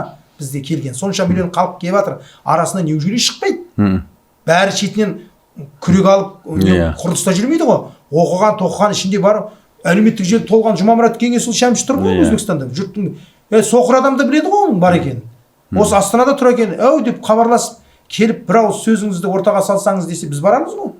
Келсе бір ауыз ананың мақтанғанмен оны ораймын ана жерде. Басы Шейбаниден бастаймыз, мен жағы Ғафур Ғұлам деген ақынына дейін бүкіл жазып кеткен кітаптан жатқа айтып беремін өзбекше. Әлішер Науаи бар, ар жағында Бабур бар, бер жағында Ұлықбектің трактаттары бар. Бүкіл өзбек әдебиеті. Бұлар да мынандай тенденция қалыптасқан. Өзбекстаннан келген өзбек деген қолында лепешкасы бар, самсасы бар, аке самса исәмі деп тұрған, көз алдына бір ештеңеден хабары жоқ, бейшара бір ештеңесі жоқ, сол өзбек сүмірей шапанын киіп алып сондай елестетеді да, оларда дым жоқ деп ойлайды. Кешіресіз айналайын, бірінші сен оны бармай жатып, көрмей жатып, оның әдебиетін парақтамай, архивіне кірмей, оның ұлттық қауіпсіздік қызметінде істемей, оның не жеп не ішіп жатқан отырықшы халық екенін, ар жағында парсы мәдениетіге біте қайнасып кеткендігі, діни исламды шариғатын, кешегі Бұхаридің, кешегі Әл-Харазми, мына жақтағы Әл-Самарқандилердің тізімі, Әл-Термизидің жазып кеткендері, Әлшер Науаи деген Гератта өмір сүріп, сол жерде өмір бақи Ауғанстанда тұрып, мына Делидің мәдениеті Үндістанның, бүкіл Үндістандағы байлық қазыналардың ішкі сырты, бүкіл байлығы біте қайнасып жатқан соншама дүниелердің барлығын алдын жайып салып, ту-талақайын шығарса болады. Одан хабары жоқ қой бұл жердің қазағы, қайдан білсін көкем-ау. Төлен білмейді ғой өзбектің өдеген әрбін. Жамандаған емес сол ақиқат. Менімен сөйлесіп, өйткені білмейді, бұлар ештеңеде ізденбейді, талпынбайды, кім бар екен деп жанына сұрастырмайды, бұл дүңк еткізеді. Ештеңе, орыс тілінде сөйлеп отыр. Бұл масқара ғой енді. Өзбекпен орыс тілінде сөйлесу деген бұл тымнан хабар. Аналар жай келген жоқ. Бұл қазақтардың тамырын басып көрейік деп келеді. Басып келген, бұлар сор қайнап қалған ұлт екен деп басын шайқап кетті. Мен 100% айтамын. Өйткені дымнан хабары жоқ. Екінші форумға мен ертең өзім арыз жазып, Мәулен Әшімбаевқа кіріп, көке, мына жерге қоссай бізді. Осы жерде 4-ші билік деген газеттің редакторы болған Темірбеков Төлемырза деген ағамыз бар. Бүкіл өзбек әдебиетін жатқа айтады. Жасы 70-тен асты. Сол ағамызды шақыр. Өзбекстаннан келген мен тауып берем ғой талайын. Соларды шақырса, соған қатысы бар адамдарды. Әй жерде екеуміз екі жақтан тұрып ту-талақайын шығарсақ, әне жер өзбектер, салам алейкум әке деп басқаша сөйлейді. Бір бармағылы бүгіліп отырады. Өзбек ешқашан сен бетіңе күліп қарағанмен ар жағын айтпайды, бір сырын. Бармағын бүгіп тұрады. Асау бір бармағы бүгілген бармағын, көке, тоқтаса деп ашамыз ғой. Ана айтпаймын, мына жердің орысша сөйлеп отырған қазаққа мен бір бармағы бұлай тұрсын, бәрі жабып тұр олар. Тым ашылмайды мынау. Өзбек мұны ашылмайды анау. Оның тілінде мен тоқта, әке тоқта деп, бұнақа болады, кейін бұнақа болады әке, бұндан кейін бұндай болады. Міне деп бес саусағын ашқанда ол бейшара жадырап сала береді ғой. Оның адамы керек қой көкем, оны сөйлету үшін адам керек.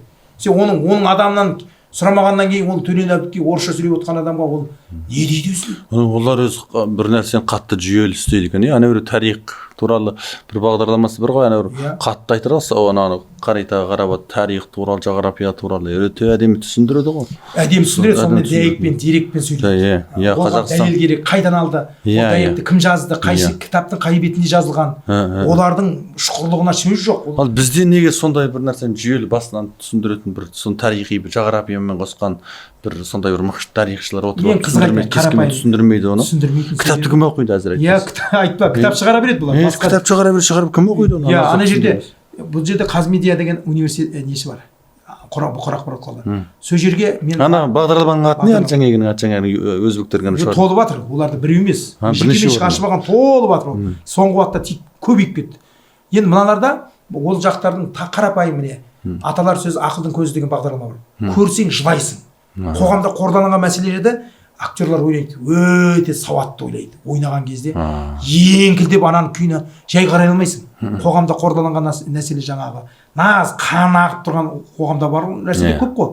Солардың өмірлік тірлігімен қысқа метражды әкенің қандай қадірлі қасиеті, ананың қадір қасиеті, ағайынның арасындағы ауызбіршілік, бірлік ынтымақ, ел болудың қамы, ертең ұл қыз туа берген әйел неге қыз туа бересің деп ұрсады. Неше түрлі қоғамда бар ғой. Сосын анау 3 қызымен ажырасып кетіп, бір басқа қатынға үйленеді. Ол қатыннан ұл туылады. Мәз болып сөйтіп, ол ақыры өсіп келген кезде наркоман алқаш болып кетеді.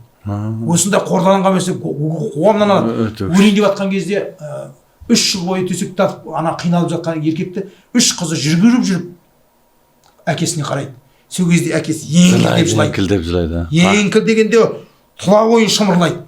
Сол кезде айтады, олдың көп теңге пайдасы жоқ екен. 3 қызым мені 3 жыл бақты ғой дейді ғой. Сондай нәрселерді адамға қоғамда болып жатыр ғой. Біздің қоғамда да болып жатыр. Сондықтан кейбір ақымақтарға ой салады. Сен ұлдан көресің бе, қарақатты қыздан көресің бе, бір Құдай біледі. Сондықтан өлетін кезде баяғыда кім Шернияз деген ақын өткен. Қыз дегенің асыл тас қой судағы, қыз дегенің сары сағым құмдағы, тамсандырған әрдайым еркектерді, таусылмайды оның дағы жұмбағы дейді. Шерниязов деген 3 қызы болған. Қыздан көрген ғой рахатты. Сол сияқты ол қыз бере ме, ұл бере ме, бір Құдай біледі. Ол сенің тағдырың. Тағдырға мойынсыну керек. Адамның өмірі Алланың добы дейді. Қайда домалатады, сонда кетуге мәжбүрміз. Қанша адам бар жер бетінде, сонша тағдыр бар. Осындай қоғамда қордаланған мәселелерді ақылдың сөзі, атаның сөзі ақылдың көзімен жеткізгенде ішкі жаның астан кестен шығарады. Өмірге келгеніңе өмір ойлайды бұлар өзбек, ей жаңа гастарбайтер ғой деп кешіресіз. Оның телеарнасын қарап отыр, саған ой салғанда сенің білмейтініңді арғы дүниеге апарып алып келеді ғой. Ұлттық идеологиясы өте күшті сұмдық. Әкені қалай қадір қасиетін, әкенің мейірім шапағатын қалай ояту керек. Әке деген кім, ана деген кім, бауыр деген кім, келген деген киноларын қарап отырған үйеңкілдеп жылайсың. Кейін бұларда неге мысалы Үндістанның киноларын көп қояды да өзбекшеге аударып. Сол кезде неге бұлар Үндістанға жақын не алады десем, кезінде Бабыр Үндістанды биледі. Бабыр, иә. Қанында, әскерлердің қанында, өзбектің қанында аналардың қаны болуы мүмкін. Өйткені қан тартады қанша. Жеті атасына дейін ДНК өзгермейді. Араласқан, барыс беріс болған. А бізге Үндістан қатысы жоқ қой мысалы. Ал оларда барып болған. Әскермен барады ғой адам, жай өзіне өзі бармайды ғой. Сондай сияқты. Осындай дүниелерді айтқан кезде өзбектің мәдениет тарихы ұшан теңіз отырықшы халық адамның ойы. Сондайды бізге қабылдау керек, солардан алуымыз керек, біз үйренуіміз керек. Үйренуіміз өте көп. Иә. Сол сияқты да міне. Ал білетін адам сөйлетсең басқаша ғой ол. Иә. Жақсын айт, Нұртас. Айту керек. Әлбетте. Біздер бір-бірімізді тірі кезінде айтпайды да, өлгеннен кейін өкітіп жылайды. Қазақтың жаман әдеті сол да. Тірі кезінде айтып қалсай, ол пенде ғой сен сияқты. Сондықтан бізде сөйтіп айтпайдылар өкінішке қарай. Тіпті кезінде Досбол би деген би өткен. Сол айтқан ғой. Сіз неден қорқасыз деген. Мен дейді да, Досбол би айтады. Мен дұшпанымнан қорықпаймын. Көп болса мені атар. Досымнан қорықпаймын. Көп болса мені сатар. Бәрінен де менің қайғыма қайғырмайтын, қуанышыма қуанбайтын бір әке бір шешеден туса да қатар бейтарап жатар дейді. Бейтараптық. Сен қазір қарым-қатынас өте қиын болып кетті. Қиын болып кетті адамдардың бәрі бейтарап. Адамдардың арасындағы бір әке бір шешеден туса да сенің қуанышыңа қонбайтын, қайғыңа мойымайтын туыстар бар ғой, сенде де менде де, ол бәрінде бар. Қоғамдағы ауыр мәселенің бірі. Досбол би қанша ғасыр бұрын айтып кеткен, қандай әулие. Сонша ғасыр өйткені бейтараптық. Мына Сорогито Камато деген жапондық болған. Каматоның несі эксперимент жасаған. Каматоның элементарный, мына 3 стакан алған. 3 стакан ойлап қараңыз. Соған кішкентай осындай түбінен күріш салған. 3 бірдей қылып. Сөйтіп үстіне су құйған. Сәл көтеріңкілеп жаңағы күрішке. Сөйтіп бір бөлмеге, қараңғы бөлмеге қойып қойғанда 3 жерге. Сөйткенде жаңағы 30 күн бойы эксперимент жасаған. Біріншісіне келіп, сен өте керемет күрішсің дейді екен. Екіншісіне барып, сен оңбаған күрішсің дейді. Үшіншісінің қасына барады да дымын демейді да бұрылып кетеді. 30 күн істейді да, 30 күннен кейін жарық шамды жағып барады. Жағып барады да қасына барып, эксперимент қасында адамдар жүр ғой, ғалымдар жүр, жапондықтар. Каматоның неде бар, ғаламторда. Жаңағы сен жамансың деген күріштің иісі шығып бұрқырап судан. Бір түрлі жаңа сөздің құдіреттілігін қарашы. Жамансың деген бычыт болып кеткен. Сен өте жақсы күрішсің дегенге екіншісіне барса, қол бұрып кәдімгідей иіс шығып бұрқырап. Жақсы сөздің өзі. Құдірет суда. Тамаша неғып тұр дейді бұрышта. Үшіншісіне кеп жаңағы дымындемей бұрылып кеткен, немқұрайлық. Үшіншісіне барса, аңқыған иіс бұт шалаң болып кеткен, күріштен түк қалмаған. Сонда деген бәр нәрседен ең қауіпті қоғамда немқұрайлы адамдар деген ғой. Әне саған. Немқұрайлы адамдар бар ғой, ұлт үшін қайғыңа қайғырмайды, қуанышыңа қуанбайды, беті безірейіп отырады, әйтеуір пейінде кеудесінде жаны бар. Мемлекетті ойландырмайды, ол болашақ іштен ойланды, қарын тойған жерге жата береді, оған мен іштеңе керек емес бір адамдар бар ғой. Таңғалам ғой, сонда ол тіліне керек екендігіне. Біздің міне біз өстіп шауып жүргенімізде соған, туған Алматыдан осы Астанаға сізге келіп, мына енді солтүстікке кетіп бара жатырмын. Солтүстік деген жалпы мына аудан мен ауылдарды осы жақта бос жатқан ауылдарды түсіріп осы жаққа қандастар шеттегі қандастарды әкеліп осы орнына орналастыру. Мына мемлекетіміздің іргесі бүтінделсін, бос жатпау керек ауылы мынаның барлығы. Ол жерге егін мен мал өркендеп егін егіліп мал бағылу керек. Әзірдің өзі біз импортқа сүйене бастадық әуелі. Үлкен сахаралық ұлт болсақ та қазір мал бағатын адам жоқ қазір. Бәрі жалқау, бәрі қалаға тығылып алған. Таксишілік істекте бонысын бұлдайды. Бізде мен кейде қарным ашатын бар да. Мемлекет ретінде сезінбейді екен де. Менің байқаған. Бүйтеді. Біз таксишілік істедік. Біз пол жудық деп. Ол өзінің үй секілді сезілсе, мемлекет ол өзінің үйін ыдысын жуғаны, өзінің үйін жұмысын неметкенде кімге бұлданады ол? Сол сезінбейді, біреудің жұмысын жасап жүрген секілді. Сол секілді біз өзіміздің үйдің жұмысы секілді көріп, мына өзіміздің түсіріміз, тобымыз, мен осында келіп отырмыз, бұйырса бірнеше күннің аттанып солтүстіктің біткен аудан ауылын, қай жерге мал бағуға болады, қай жерге егін салуға болады, қай жерде қандай жұмысшы керек, қай жерге комбайн айдайтын керек па, қай жерге мектеп бар, қай жерге аурухана, соның бәрін түсіріп көрсетіп, шеттегі қандастарға түсіруге. Шеттегі қандастар оны шынайы ақпараттан хабарсыз жатыр ғой, кейбір дүниелер. Әшейін көрсететін барлығы әгіндей қорқынышты үрейлі хабарлар. Ойбай, барсаң ат жабады, дүкен ашсаң өртейді, мал бақсаң ұрлайды, байып кетсең атып кетеді, ақ қалады, көк қалады деген секілді. Мына шынайы дүниені ол көрсету керек. Үкіметтің өзіндік тиімділігі бар, жоқ емес квотасын беріп жатыр, үйін беріп жатыр, солтүстікке келсең деген секілді. Осындай өзім мен солай ойлағаннан кейін біздің ағайымыз жігіттердің бәрі осылай ойлайды. Ал енді мен таңғаламын да, жаңа бәрін ойланбайтын мемлекетке, тілге, тіпті баласына ішінен шыққан балаға жақсылық қылмай анау шет елде оны басқа ұлттың тілінде оқытып жатыр да, кейін ақша көп тауып жанын бағады дейді де. Сонда ішінен шыққан балаға жақсылық қылмаған адам бұл өмірде кімге жақсылық қылады, мен түңілемін. Сол ойымыздың тоғысып жатқанында енді көп әңгіме айтылды, ар жақ бар жақта. Алдыңғы шығарылымдарыңызды көрдік, үнемі өзіңіз белсендісіз ғой әлеуметтік желіде де. Көрдім де әжептәуір ерекше. Соған қарағанда сіздің мынау халық бір сусақ балды ма деп ойлаймын, осы бір асыл сөзге, нәрлі дүниеге деген сіздің шығарылымдарыңыз қалт жібермейді, неше жүз мыңдап көреді. Сіз өзіңіз қалай ойладыңыз? Мысалы, кейбір енді ғұлама деген мүйізқарағайдай андай мұндай бір қоғамдық пікір айтады деген кейбір кісілер қарасаңыз, ондай қаралмайды.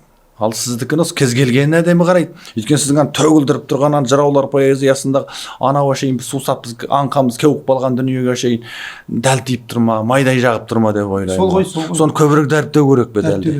Өйткені жаңа Мұхтар Әуезов айтады, ғылымның атасы дейді, қайталау дейді. Міне, қайталай берсең сіңімді болады. Мысалы, менен сұрайды ғой, жас балдар сұрайды, студенті оқудың бар, оқымайтын бар, жас 20-ның төңірегіндегі балдар.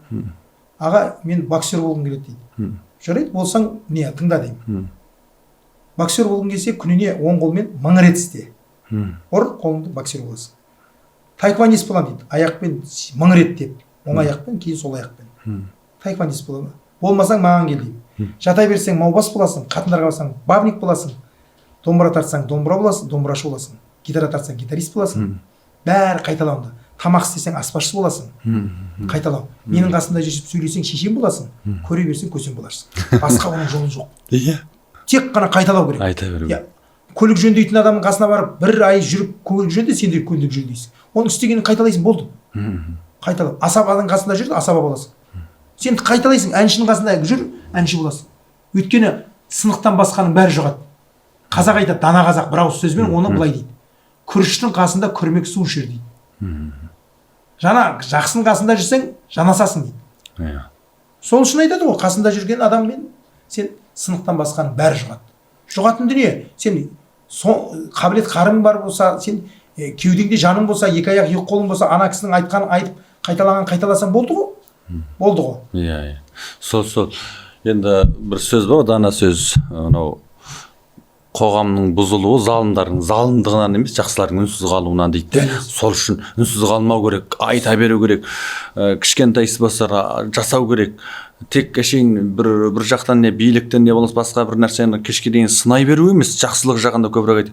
Кей кезде де ойлай беремін, қоғам сынағыш болып кетеді, сынағанда жақсы шығар, бірақ оның шығар жолын да көрсету керек. Мына жер дұрыс емес десе, дұрыс жолын көрсету керек те. Ал енді жалпы бетік сынағыш болып кетті. Сынағыш болып кетудің де бір кер әсері бар. Неге? Өйткені қоғамдық масылдыққа тәрбиелеп қоямыз. Өйткені барын біреуден көре беру деген, менде кінә жоқ екен деп шалқадан жатады мынау. Сол үшін мынау ағарту жұмыстарына, сіздің мына бағытыңыз өте жақсы ұстанып жатқан жыраулар поэзиясы арқылы ұлттық идеологияны сіңір. Ұлттық идеология шешу үшін нәрсе осында тұр. Егер ұлттық идеология оянса, барлығы сол елім, жерім, тілім, ұлтым дейтін болса, қалған мәселе ол байлық ана міне ештеңе бәрібір шешеді. Өйткені мен елім үшін істеймін. Сен өзбегің сөйтіп отыр. Өзбектің идеологиясы мықты. Мен содан көріп отыр. Кезінде Кореяда сөйткен. Кезінде анау Германияға барып, әйелдері өлік жуған, еркектері барып көміркенгіс деген 70 мың. Неге? Ол Кореяны құтқарамын деп, Кореяның мемлекеттің қарызын құтқарамын, қайтарамын деп 70 мың Корея барып Германияға жұмыс жасаған. Міне, ол мемлекет үшін істегендіктен кейін қайтты, Германия біткен техникасын Кореяға берді, сенді, бірден көтеріліп мемлекет жарқ ете түсті. Осындай жастарды идея болса деп армандаймыз.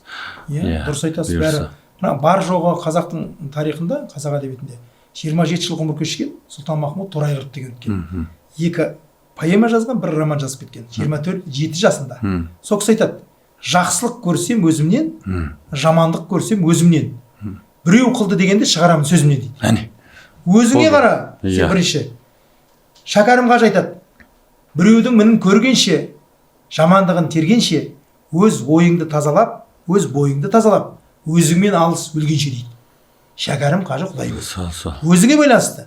95 жыл жасында дүниеден озайын деп атқан Ақтамберді жырау былай дейді: көк көгершін, көгершін, көк құтарша жем үшін, тем үшін, тем үшін, тең құрбыдан кем үшін, теңкеген қара саба жоқ үшін, көк шекпенін бөктеріп, ерлер жортар мал үшін, тұтам емшек бие үшін, қатын бала қам үшін, әркім өзі талпынбақ, басына біткен бақ үшін дейді.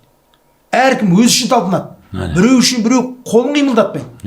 Біреу үшін сен жүгірмейсің, өзің қара басын қамын үшін. Әркім, барлық адамның өмірі өзіне байланысты. Мына өмірді мен қалап алдым, мен қызық айтайын. 1987 жыл мен 10 жастамын.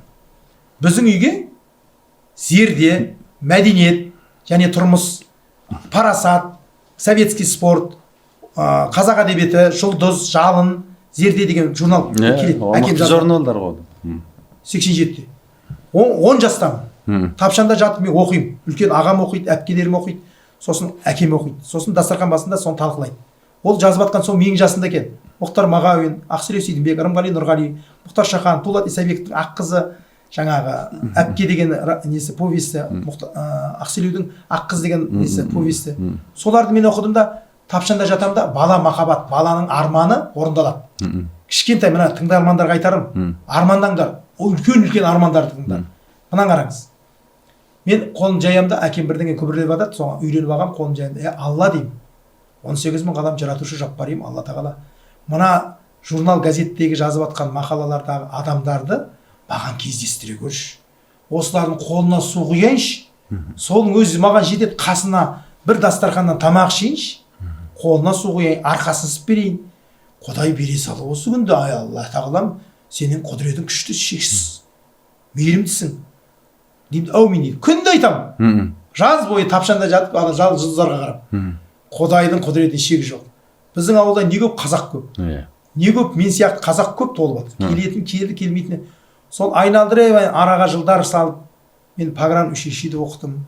Одан кейін оны бітіріп шекарада қызмет істедім. 2005 жыл айналдырып, шекара қызметіне алмағандықтан, анда мына зиялы қауым ортасына мен топ еткізді. Сөйтіп Ақселеу Сейдімбектің дастархандасы болдым. Рымғали Нұрғали, Мырзатай Сапабек Әсіпұлы, Әбжәл Нұрпейісов, кешегі Уақит Шалекенов, мыңға жуық адам, Мұхтар Шахан, Дулат Исабеков, бәрі қазақтың маңдайына біткен нарқасқалар. Мыңға жуық адамдармен мен дастархандас болдым. Қолына су құйдым, батасын алдым, сарқытын іштім. Мен арқасын сып берген адаммын. Бір жағынан мұны айтып мақтанып атым, мақтанғысы да тұрмын. 48-ге келіп, менің қатарлардың біреуін көрген жоқ. Ол мектептен өткен жоқ. Соның арқасында міне қалыптастым. 20 жыл бойы қазірдің өзінде оның арасында бірен-сарандар қалды тірі. Қойшығара Салғара тірі, Ғариполла Есім, Серік Негимов, осындай мықты азаматтар бар елімізде, Құдайға шүкір. Сондай кісілердің арасынан мен шықтым. Солармен жүрдім, сөйлестім, сұхбаттастым деген сияқты. Міне, осының бәрі өмірлік тәжірибе екен. осылардың бәрі қазақ көмек деп қой бағана айтып жатырмын ғой, бір жақ қызығып бір жақ қызғанып қарап жатырмын, анау ақселеудей абыздардың алдын көрген қандай бақыттар істеп жатырмын ғой, біз көре алмадық алдын алғысын. Өйткені ондай кісілер қазір туылмайды ғой, жоқ. Туылмайды. Оны жүріп таба алмайсың ғой. Олардың сөз саптауы, әңгіме айту деген ғажап үнжу маржан. Қиыннан қиыстырып кетеді, тарс еткізеді. Қадыр Мырзалы бір күні сөйлесіп тұрып, Қадыр аға мына өмірді қалай түсінесіз десем, былай ғана айтты. Бүйтіп басқа ұлттың тіліне аударылмайды. Философиясын Қадыр айтады. Адам күліп тумайды, туа салып күлмейді, үйренеді күлуді, және күліп өлмейді. Адам жылап туады, жатады жұрт жұбатып, және жылап өледі, өзгені де жылатып. Жылайтыны туарда жамандар бар қинайтын, жылайтыны өлерде жақсылар бар қимайтын дейді. Қадыр Мырзалы. Ғажап қой мынау үнжу маржан. Бүйтіп бірде-бір ұлттың тіліне аударсаң аударылмайды философия. Өткенде сұхбаттарымда айттым ғой, Сейіткен Жақметовтің қандай философиясы. Екеуміз келе жатқан кезде сынық шеген тауып алды. Не істейсіз? Жүре бер деді. Үйіне барды түскі асқа. Сөйтіп балтамен түзеді де жаңағы шеген, жаман шеген, қисық шеген. Ана жерде ұстап тұр Жұмамұрат, ұстап тұр ма? Қағып тастады да шегеге қарап айтады: "Сен де бір кірпіш дүниеге кетігін тап та барқалан" дейді. Абай өйстіп айтып кетті: "Мына көшеде жатып ешкімге керексіз шегенің өзі мына жерге пайдалы болды, мына ұстап бірден біледі ғой болмаса. Мына іліп тұрады, енді ұстап тұрады мына жерде ағашты. Сол мына пайдалы болды." Осындай осы қазақ қоғамында өзінің орнын таппай жүрген қазақтар қаншама дейді. Міне Сейіткен Жақметовтың философиясы, бұны осындай адамдар ғажап қой, міне осылар деген өмірден алған. Мұны кейін біліп жатырмын, қойшығар айтады, оның қолынан келмейтін 5-10 саусағынан бал тамған бесікті, қазақтың май аспаптарын бәрін істейтін Кейінгі Ахметовтың, пеш салатын, кейін үйді тұрғызып қирап тастайтын, қайтадан салатындығын, кейін сондай шөбер адам еді дейді. Ол Сейіткен Жақметовтың өнер деген оң қолынан бал тамған адам. Оның әкелері ұста болған дейді да. Сандық жасайтын еді, сұмдық сандықтар. Кілем жасайды, қолдан тоқиды. Сұмдық. Осындай адамдардың ғажап қой, ондай екінің бірінің қолына келе бермейді. Осындай адамдар деген өмір көрген, тәжірибе көрген, өмірлік тәжірибеге жетпейді ешқандай. Сол біздің ауылдан келген тағы да Қарақалпақстаннан 30 жыл ғана ғұмыр кешкен Төлеген Айбергенов деген кісі айтады. Ар жоғы 20 жасында айтқан сөзі ғой жаңағы. "Сен мені көрсең, тұрмысым осы менің. Сен мендегі сезімді, ғаламат сезімді көрсең, шошыр едің. Мен болып ойланар ең, мен болып сезінер ең. Мен болып оянар ең, мен болып көзілер ең. Жеткізе алмас ең мен оны адамның сөзіменен" дейді. Ғажап, міне поэзия саған керек болса. Ғажап, осы түп қазір екінің бірі жаза алмайды. Ол жазу үшін адамға, олар құбылыс қой, құбылыс. Құдайдың берген маңдайына қасқитып берген. Оның өзі сөз құдіретінде білетін кезі ғой. Ол кезде қазақтың да әлі де ар жақ тарпы құрып кетпеген, сөз қадірін білетін кез ғой. Қазтуған айтады: "Бай болсаң дейді, сен тасыма, кедей болсаң жасыма. Нелер келіп не кетпес ер жігіттің басына. Қанағат қыл тәуба деп алдыңдағы асыңа. Тасыма жігіт тасыма, тасыған жетер басыңа. Қабағыңнан қар жауса кім келеді қасыңа. Өле өлгенше тұрмайды жақсылық пен жамандық бір адамның басында. Ер қанаты ат болар, атсыз адам ат болар. Атын қолдан кеткен соң ағайын туыс жат болар. Тас белгісі тас болар, бай белгісі ас болар. Азған елдің белгісі бұралқысы бас болар. Қаннан тақат даярда қараша жұртпен қас болар. Байдан дәулет даярда байлығына мас болар. Кәрден абырой таярда аңдығаны ас болар.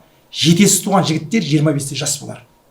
Бүгінгі бар адам ертең жоқ болар. Ажалың келсе ноқталар. Бесіктен шыққан басыңыз битке барып тоқталар. Өмірде көрген қызығың түс көргендей боп қалар" дейді. Міне қазақ, ғажап қой. Сол Қазтуғаннан сұрайды дейді бір күні: "Мынау қалай мына өмірді түсінесің?" деген айтқан ғой. "Мына шахмат деген ойын бар" деген. Шахмат деген ойынды ойнайды ғой жұрт дейді. Ол жерде король бар, перзі бар, пешкі бар. Бірақ ойын біткеннен кейін бәрін бір қораптың ішіне салынады ғой. Бәрі пешкеде бір қораптың ішінде. Ол тап сол сияқты адам, сен хан бол, патша бол, жай қарапайым қазақ бол, кім болсаң о бол, баратын жерің белгілі, қара жер деп айтқанға не деп кеді мисалмен көрсеткен екен ғой. Болды. 1929 жыл Ташкент қаласында жүрген 25 жасында. Сонау Фердаусидің Шахнама деген кітабын қазақ тіліне аудару үшін Қызылорда ол кезде Ақмешіт аты. Коллективизация, бүкіл малын сыпырып алып, жалғыз түйесін қалдырады Тұрмағамбет Естелеуовтың. Ол Бұхарада барып, Балқыбазардың шәкірті болған. Шәкірті болып, атақты жырау Балқыбазардың. Балқыбазар біздің бабамыз жетін жырлаған. Сол Бұхараға барып, Көкелташта оқыған, парсы тілін судай. Тұрмағамбетті шақырған, аға, келіңіз. Келіп, сұраған ақшаңызды берем, 2 жыл бой отырыңыз, неше жыл болса да, 1 жыл, 2 жыл. Шахнаманы қазақ тіліне болашақ ұрпаққа алып қалуымыз керек. Қазақ тіліне аударып беріңіз, сізден басқа адам жоқ. Ондай бүгінгі таңда ол шахнаманы қазақ тіліне аударып, бір университет былай тұрсын, бүкіл Қазақстан жабылып, жаза алмайды оны. Мен сізге айтайын. Құдай ақы, мен қазіргі қазақ мәй жазады. Соны шахнаманы жазған 2 жыл отырып, 1929 мен 31-дің арасында. Сол бірінші шахнаманың арасында бірінші бетін ашасың, былай дейді. Жапалақ сұңқар болмайды, жабы тұлпар тумайды. Аспанда аққу үлген ақсұңқар, жердегі жемтікке іңкәр болмайды. Біреудің артық асы бар, біреудің артық басы бар. Аузан қиған қара жер бәріңді бір күн жасырар. Біреудің жалғаншы жарық дүние, жалғаншы жарық дүние бізден де бір күн қаларсың. Піл сауырлы қара жер қойныңда қол жайып құшағыңа аларсың. Дүние жатсаң да өтер, тұрсаң да өтер, бақтайса ер жігітті төмендетер. Басыңнан бақ, астыңнан тақтайғанда, кейбір дос босағаңды көрмей кетер. Жасыңда жаңа соққан пышақтайсың, қар жалып қартайған соң ұсақтайсың. Өкпеңнен өлімі ғып тиген күні көз жұмып қара жерді құшақтайсың. Досыңның ісін сынарсың, туыстың көңілін жығарсың. Қадірін білмей жүргенде қабірін қазып жыларсың. Аспан садақ ажал оқ, мысалы Алла мергенді. Жер омақа біз қоян, етуге әл жоқ ербеңді. Сұм нәпсі үшін сонда да қоймаймыш құлаш кергенді. Кетіреміз кеуілден күні кеше көргенді. Бұл жаһанды билеуге неше мың сан ер келді. Біткен соң тағдыр бәрі де аманат жанды бергенді. Арман жоқ 8 пейішке ете қойсақ серуенді. Арман жоқ 8 пейішке ете қойсақ серуенді. Ажардан аман қалған жоқ бергеме жинап тергенді. Өтіп жатқан ерте кеш әсілі адам керуенді дегені. О ар жағын айтып кете берсең таң қағызып 7 күн өз жерде 7 күн бірінші қыркүйекке дейін отыра бересіз. Көрдіңіз бе? Оны қайсы бірін айтасың? Тонып тұрған ақылы поэзия. Мына өміріңді астан кестен туталағай сондай қандай айтқыш керек қой бізге қоғам. Сонда Балқыбазарға кетейікші. Балқыбазар базар жырау деп таралды біздің осы Қытай қазағына. Балқыбазар. Мен атам болады. Қызылорданың Қазалысында туған, Тамдыда қайтыс болып Жалпақтауда жатыр. Жалпақ тау деген жерде. Қай жылдар жасаған? 1800 Абаймен құрдас. 1840, 1911. Тұстас жасаған екен ғой. Бірақ бұл 71 жыл жасаған. 71 жас. 1911 жыл қайтыс болған. 7 күн төгіп сұрайды ғой. Оның сөйлеген сөзі сұмдық. Бір сыпырасына тыңдап кетіңіз. Келіп қапсыз. Балқыбазардың ұрпағынан естісін. Өз аузынан. Сонда Балқыбазар айтады. Не шешендер өткен жоқ, қу домбыра қолға алып шаршы топта қақсаған. Не сұлулар өткен жоқ, ақ бетінің ажарын аймен күнге қақтаған. Не батырлар өткен жоқ, қу найзасын сақтаған, елдің шетін жақтаған. Бір өлімнің айласын, шыбын жанның пайдасын ешкім ойлап таппаған. Не жақсылар өткен жоқ, жер жаңғыртқан даңқынан. Не жүйріктер өткен жоқ, суырылып бозған шаршыдан. Не батырлар өткен жоқ, жер жаңғыртқан даңқынан. Не жүйріктер өткен жоқ, суырылып бозған шаршыдан. Не сұлулар өткен жоқ, жібектей шашы оралып, шыбықтай белі бұралып, жұпар иісі аңқыған. Не жамандар өткен жоқ, өкпедей суда қалқыған. Кім бар екен бұл дүниеде мәңгі тұрақтаған, күн жетсе жаннан жырақтаған. Патшамын деп, қанмын деп кеуде керме, көрмен төрдің арасы бір-ақ қадам. Байды өткен, батырды өткен, патшады өткен, түбіне бұл пенденің ажал жеткен. Қаншама өлмеймін деп шалқаясың, өлмесең ата-бабаң қайда кеткен. Бұл дүниеге кімдер келіп, кім кетпеген. Алданып опасыз бұл дүниеге, пенде жоқ көңіл басын кірлетпеген. Ақылдың ауырлығы қорғасындай, көңілін бұзық іске өрлетпеген. Дем бітіп, шын тағдырың жеткен күні, пенденің аяқ қолын серметпеген. Лұқпандай 1000 жыл өмір сүрсең дағы, кімді өлім ақыр бір күн еңіретпеген дейді. Мұнау қазақ әдебиетін осы жоқ. Қазақ әдебиетін жоқ. Осыны кіргізу керек. Мына сыпырап жырау, үмбетей жырау, асан қайғы ойбай тұнып тұрған. Ғажап, Балқыбазардан бір күні мынаны айтып жіберейінші, қызық енді. Тәрбие деген осы ғой. Тәрбие осы ғой. 30-ға келген бір жігіт Балқыбазардан келіп сұраған. Ата, 30-ға келдім, 30-да орда бұзбасаң 40-на қарыз. Жұрттың бәрінен қандай қыз алайын деп сұрайым. Жауап бере алмай, бәрі базарға бар. Балқабазарға бар деп сізге жіберді. Не істейін? Отыр балам деген. Отыр. Тыңдасаң айтам деген, тыңдамасаң айтпаймын. Мұқият тыңда. Жарайды ата деп келіп тұрады. Сөйтсе айтады дейді. Жез қарғылы құба арлан, жетпейік түлкі шала алмас. Желбіршектен оқ тисе, балық өрге жүз алмас. Біреудің жалғызы көз жұмса, жер таянбай тұра алмас. Жетесізден би қойсаң, парадан аузын жия алмас. Күшті жүйсаң түйе жүй, қырқадан қырқа салсаң да еш қиналмас. Шөпті жүйсаң көде жей, желтоқсан болмай қуармас. Сауын жүйсаң бие жей, бір жыл толмай су алмас. Қатын алсаң, оу жігіттер, оймақ ауыз күлім көз, қарайтын қара қасы бар, тарайтын жұқа шашы бар. Қыпша бел келген торын ал, ақсарының зорын ал. Ол болмаса жігіттер, азбас, тозбас қаран ал. Қара торының қылығын ал. Аралап жүріп сұлуын ал. Жесір қалса мұңаймас. Сыр кетсе де кім алмас. Жігіт қасына келгенде күлімдемей тұра алмас дейді. Вай. Күштігі. Ғажап қойын. Бүгінгі қазақтың ақсақалы 70-ке келген сақалдан сұра не дейді білесіз ба? Мен қартайған адам не шаруа білмеймін мен. Өзің білетін жастар өздері біледі ғой дейді. Қарайшы міне қара. Айналдырып тарс еткізеді. Сұмдық. Осыны бүгінгі қазақ, бүгінгі қоғам білмейді. Зияң, ақылың біткен адам тұнып тұр ғой ішінде шіркін ау дешаны. Ғажап. Иә. Міне саған дүние жүзін танды да Қызылқұмның ортасында жүріп, дүние жүзіңді ту-талақайын шығарып алдыңа жайып салды. Қандай ұйқас, қандай шеберлік. Базар жыраудың арнаулы кітаптары бар ма? Шыққан жыр жинағы бар ма? Исраил Сапарбай 1986 жылы құрастырып. Осы жаңа кітаптардың ішіне кірген ба? Иә, бар. Арнаулы жыр жинақтар жыр болып орындалып жүр ме осылардың бәрі талай? Жоқ, көп орындалмады ма? Орындалатындар бар ғой, оның ізін қуу керек та, домбыра тартып. Радарда қазіргі мындай ғой енді қазіргі дәуірде мына жеткізудің бір форумы осы жаңағы жыр үлгісіменен домбыраменен осы әндетіп жеткізу ғой. Өйткені енді кешке дейін сіз ұқсап жаттап айта беретін жыраулар аз. Енді әгенде домбыралармен сахнада отырып айтатын болса мынау ақыл енді сіңіру керек қой, қандай керемет шіркін. Мұны да қолға алу керек бұйырса алдағы жерде ақын. Оның өзі жоспарда болатын шығар. Бұны қазақ бет пердесі дейді. Мына бұл әңгімені қазақ дейді. Бет пердесін сыпырдым дейді. Жүгіріп өттім дейді. Оның айтыс Машғұр өзінің кітабында айтады. Бұл адамға сөз жеткізудің 17 түрі бар дейді. Астарлап, айқайлап, оң жақпен, сол жақпен, оң қапталмен, сол қапталмен, астынан үстінен оралтып, жартысын айтып, жартысын айтпай, мысқылдап, әжуалап, керекелеп, мысқылдап, бүйтіп кете береді да. 17 түрі бар дейді. Сол жеткізудің бір жүгіріп өткендігесі, бет пердесі ар жағы тұңғиық батасында кетеді. Сұмдық дүниелер жатыр. Бүгінгі қазақ одан бейхабар, хабары жоқ. Кейбір ақымақтар қазақ болып туғанда өкініп жүр ақымақ. Өйткені мына айтатын адам жоқ. Мына қазақтың қандай керемет, ғажап, кемеңгер, данышпан айдалада жүріп, бүкіл тылсым дүниемен біте қайнасып өмір сүргендігін білмейді.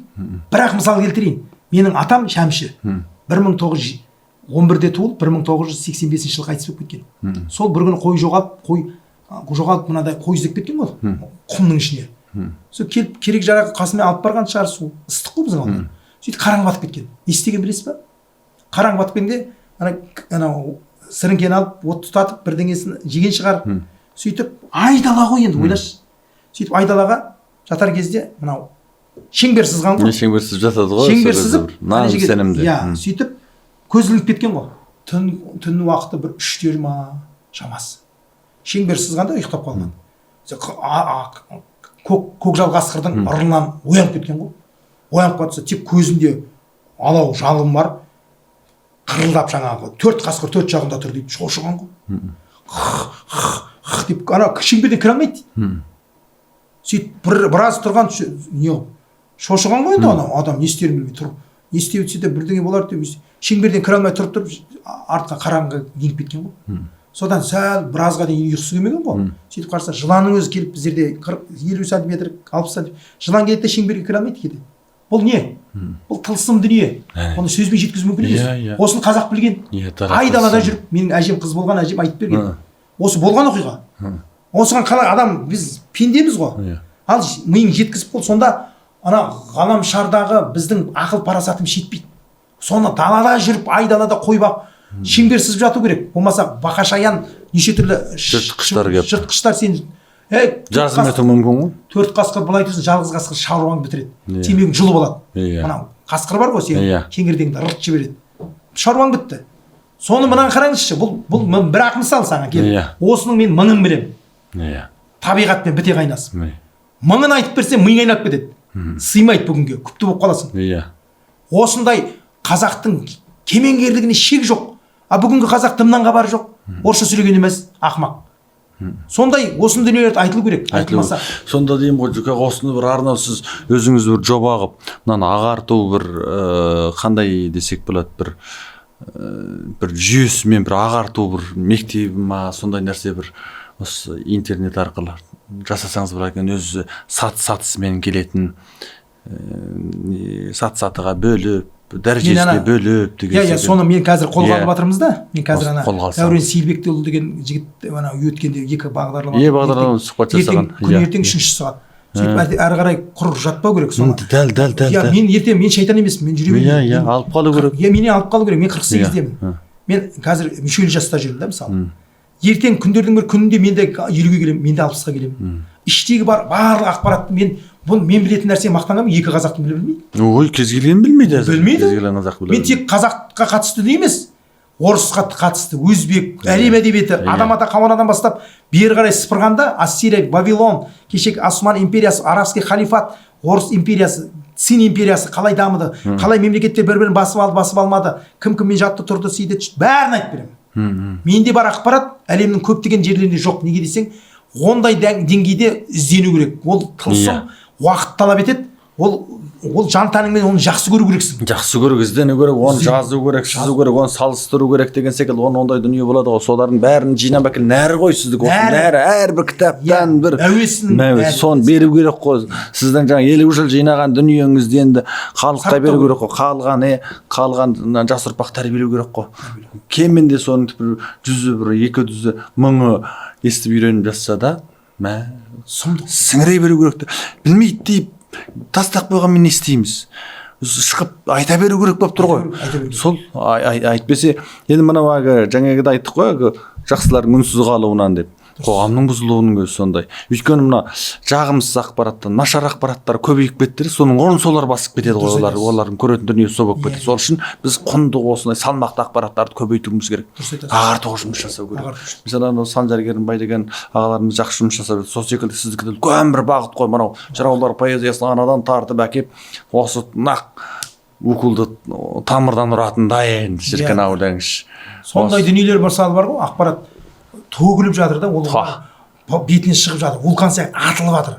Біреулер оны мына қазақ қоғамында, мен мысалы сөз саптаған кезде, біреуге әңгіме айтқан кезде, бір кісілер ана комментарий жазғандар оқып қалсам, мынаның ми істемейді, ауытқуы бар ау дейді. Өйткені қазақтың төл өзіне тән сөз саптауы бар ғой, әр ұлттың өзіне тән. Бүйтіп сөйлейтін қазақ қоғамда адам жоқ. Оны қабылдай алмай тұр ғой. Қабылдай алмай. Мына эмоцияға беріліп, керемет, кербез деп, ананы ішкі жаныңнен бала туған қатын секілді, ішіңнен шығып жатыр ғой оның бәрі. Мен байқап отырмын ғой, сіздің анау ішкі жақтан лоқылдап кеп тұрған сөздерің сіздің аузыңызға сыймай отыр. Төгіліп отыр ғой, кептеліп тұр дейміз ғой. Міне өзі қазақисызбенен түсіндірсек осылай. Айтпа. Төгіліп жатыр. Жинау керек. Жинамаса жеткізу қажап. Уақыттың өткен білгенім жоқ, 2 сағат болайын деп қалды ғой. Қараңызшы. Жіберсек таңға. Сондықтан бар ғой, ол нәрселерді қабылдап алмайдыр да, өйткені ондай жеткізетін адам жоқ. Қараңыз, осыдан 100 жыл бұрынғы алаш орталықтардың бүкіл сасып кеткендерін қара. Ғажап, енді осылардың бәрі ұлтым, елім, олар мен ертең медаль алайын. Бүгінгі қазақтың тірліктері мына ағаларымыз болды, аға болды. Жамандаған емес. Ертең тәуелсіздік мерекесіне медаль алу, мына жерде қаптатып медаль, қай соғысқа барып келген белгісіз. Есілдерді мақтаныш, мына медаль алды, марапат алды дейді. Оның құны көк тиын ғой. Мен айтамын, сен бірдеңе алдың ба 50 жасқа келіп дейді, маған айтады. Жоқ, мен Қазақстанның қызын алдым дейді. Керек емес маған. Маған мен ұлтым үшін қызмет етемін. Маған көк тиынға керек жоқ. Сенің анау медаль құны жоқ. Ештеңе керек емес. Сол сияқты бұл ұлтқа қызмет ету мінезден дейді. Мінезден. Осы мінез туралы енді қарап отырсам, бейтаныс қазақпен сөйлесе қалсам, мінезі ойбай, жападан жалғыз жүрген бір жауынгер іспеттес. Сол туралы Мұқағалидың артық айту мүмкін емес. Мұқағали былай дейді. Мұқағали Мақатаев. Алдында алуан мінездердің, амалсыздан болады мың өзгергің, әркім өзін балайды данышпанға, бір Құдай санайды бір өздерін дейді. Міне одан артық не? Әбу Бәкір Кердер айтады. Би болмас белін қатты буған менен, тазармас әсілі арам жуған менен, мінезі адамдардың әртүрлі, бір әке, бір шешеден туған менен дейді. Бұдан артық не айтасың? Қазақтай дана халық жоқ, мен саған айтайын. Қазақтай өмірден алғанда тондай тілген кезде ту талақайын шығарады. Ғажап інжу маржан. Осыны білсе қойшы. Ақыл білім армас, алтын күміс шермес дейді. Осындай. Соны жеткізуіңіз керек. Жеткізуіңіз керексіз. Жақсатқа дейді, жақсатқа. Жазық темір таға болмас. Жақсатқа. Иттері илегенмен жаға болмас. Үлгісіз үлкендерді үрлегенмен қарны қампиғанмен аға болмас. Ит қызыл болғанменен түлкі болмас. Ойнақтап сиыр, ойнақтап жылқы болмас. Мысалы, әр нәрсенің бәрі сондай, саясы жоқ ағашқа бұлбұл қонбас дейді. Қазақ өмірден алып отыр. Ғажап қой. Ана екінің бір айта алмайды. Сұмдық. Мұндай деген кете береді өзіне өзі. Ұқсас. Оның сіздің асабалығыңыз бір төбе. Сіздің мынау асабалықта айтқан сөздеріңіз қазір шекара бұзып біткен елде қазақтар қолданып жүр ғой. Керемет. Айтпа. Бүкіл мен жазған дүниелер. Сіздікі екен ғой, мен көп асабалардың аузынан естілеймін осы. Қайсы да көру. Бір Алласы бар, екі дүниесі бар, үш жүзі бар, төрт құбыласы мен бес парызы бар, алты алашы мен жеті қазынасы бар, сегіз серісі мен тоғыз құмалағы бар, он шақты ұлы, он шақты қыз бар, кейілді қасиеті алдан ашылып, ассалаумағалейкум мемлекет. Мысалы, сақтан сабыр, ғұннан ғұрып, түбі түрік, ұлты қазақ, діні ислам, түбі ислам, діні ислам, түбі жаңағы сөйтіп айтатын сөз. Бәрі менікі сен жазып алады да, жаттамайды. Бүкіл асабалардың айтып жатқан сөздері бәрін кейін заң келеді. Менің сөзім еді ғой бұл. Жарайды, ала берсінші бәрі ортақ қазаққа тән дүние ғой. Сосын міне жаңағы Каспий банкқа бардым бір күні. Мен шалушысың ғой Каспийге. Сосын бетіңе қарап отыра береді де, орысша өскен, сөйтіп тым күлмейді. Бұларға нені. Сосын Каспий банктың бастығы бар еді. Сол үйретіп кеттім Аружан деген қызға кезінде.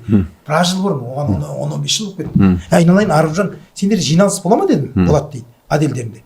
Соларға мені шақыр, мен айтайын деді. Не мәселе бойынша? Жиналыста мына келген тұтынушымыз ғой біз келген. Біріншіден, дүние жүзінде ақша салып атқан адамға күледі. Неге жымаймайды сендердің қылмыс, отырып атқан жаңағы менеджерлерің? Күлмейді. Біріншіден күлу керек, екіншіден. Сосын бәрін істеп қойған, рахмет, келіп тұрыңыз, Алла разы болсын деп жақсы сөз айтсын да, тағы сізге не істе, мысалы қандай сөз айту керек, мысалы сізге тағы да не істей аламыз деген сөз неге айтпайды деп жазып алды. Журнал бүкіл тарап кетті. Бүгінгі таңда кез келген банкке бар, бір-бірінен алады. Ол менің сөзім. Сізге тағы не істей аламын, не қызмет істей аламыз. Ол менің сөзім. Ана Билайн дегенге жарқын жақта өмір сүр деген бар ғой, ол менің сөзім. Билайн деген не бар ғой? Байланысы. Бәрі қабағын түйіп, қабағынан қар жауса кім келеді қасыңа дейді, қасы туған. Қабағын түйіп алып, бетіңе қарап, ешкім жоламайды сен қасыңа қабағын қасы. Күлу керек. Күлкі деген адаммен шақырады адамды. Күлкі деген жымия сенің кім екеніңді білдіреді.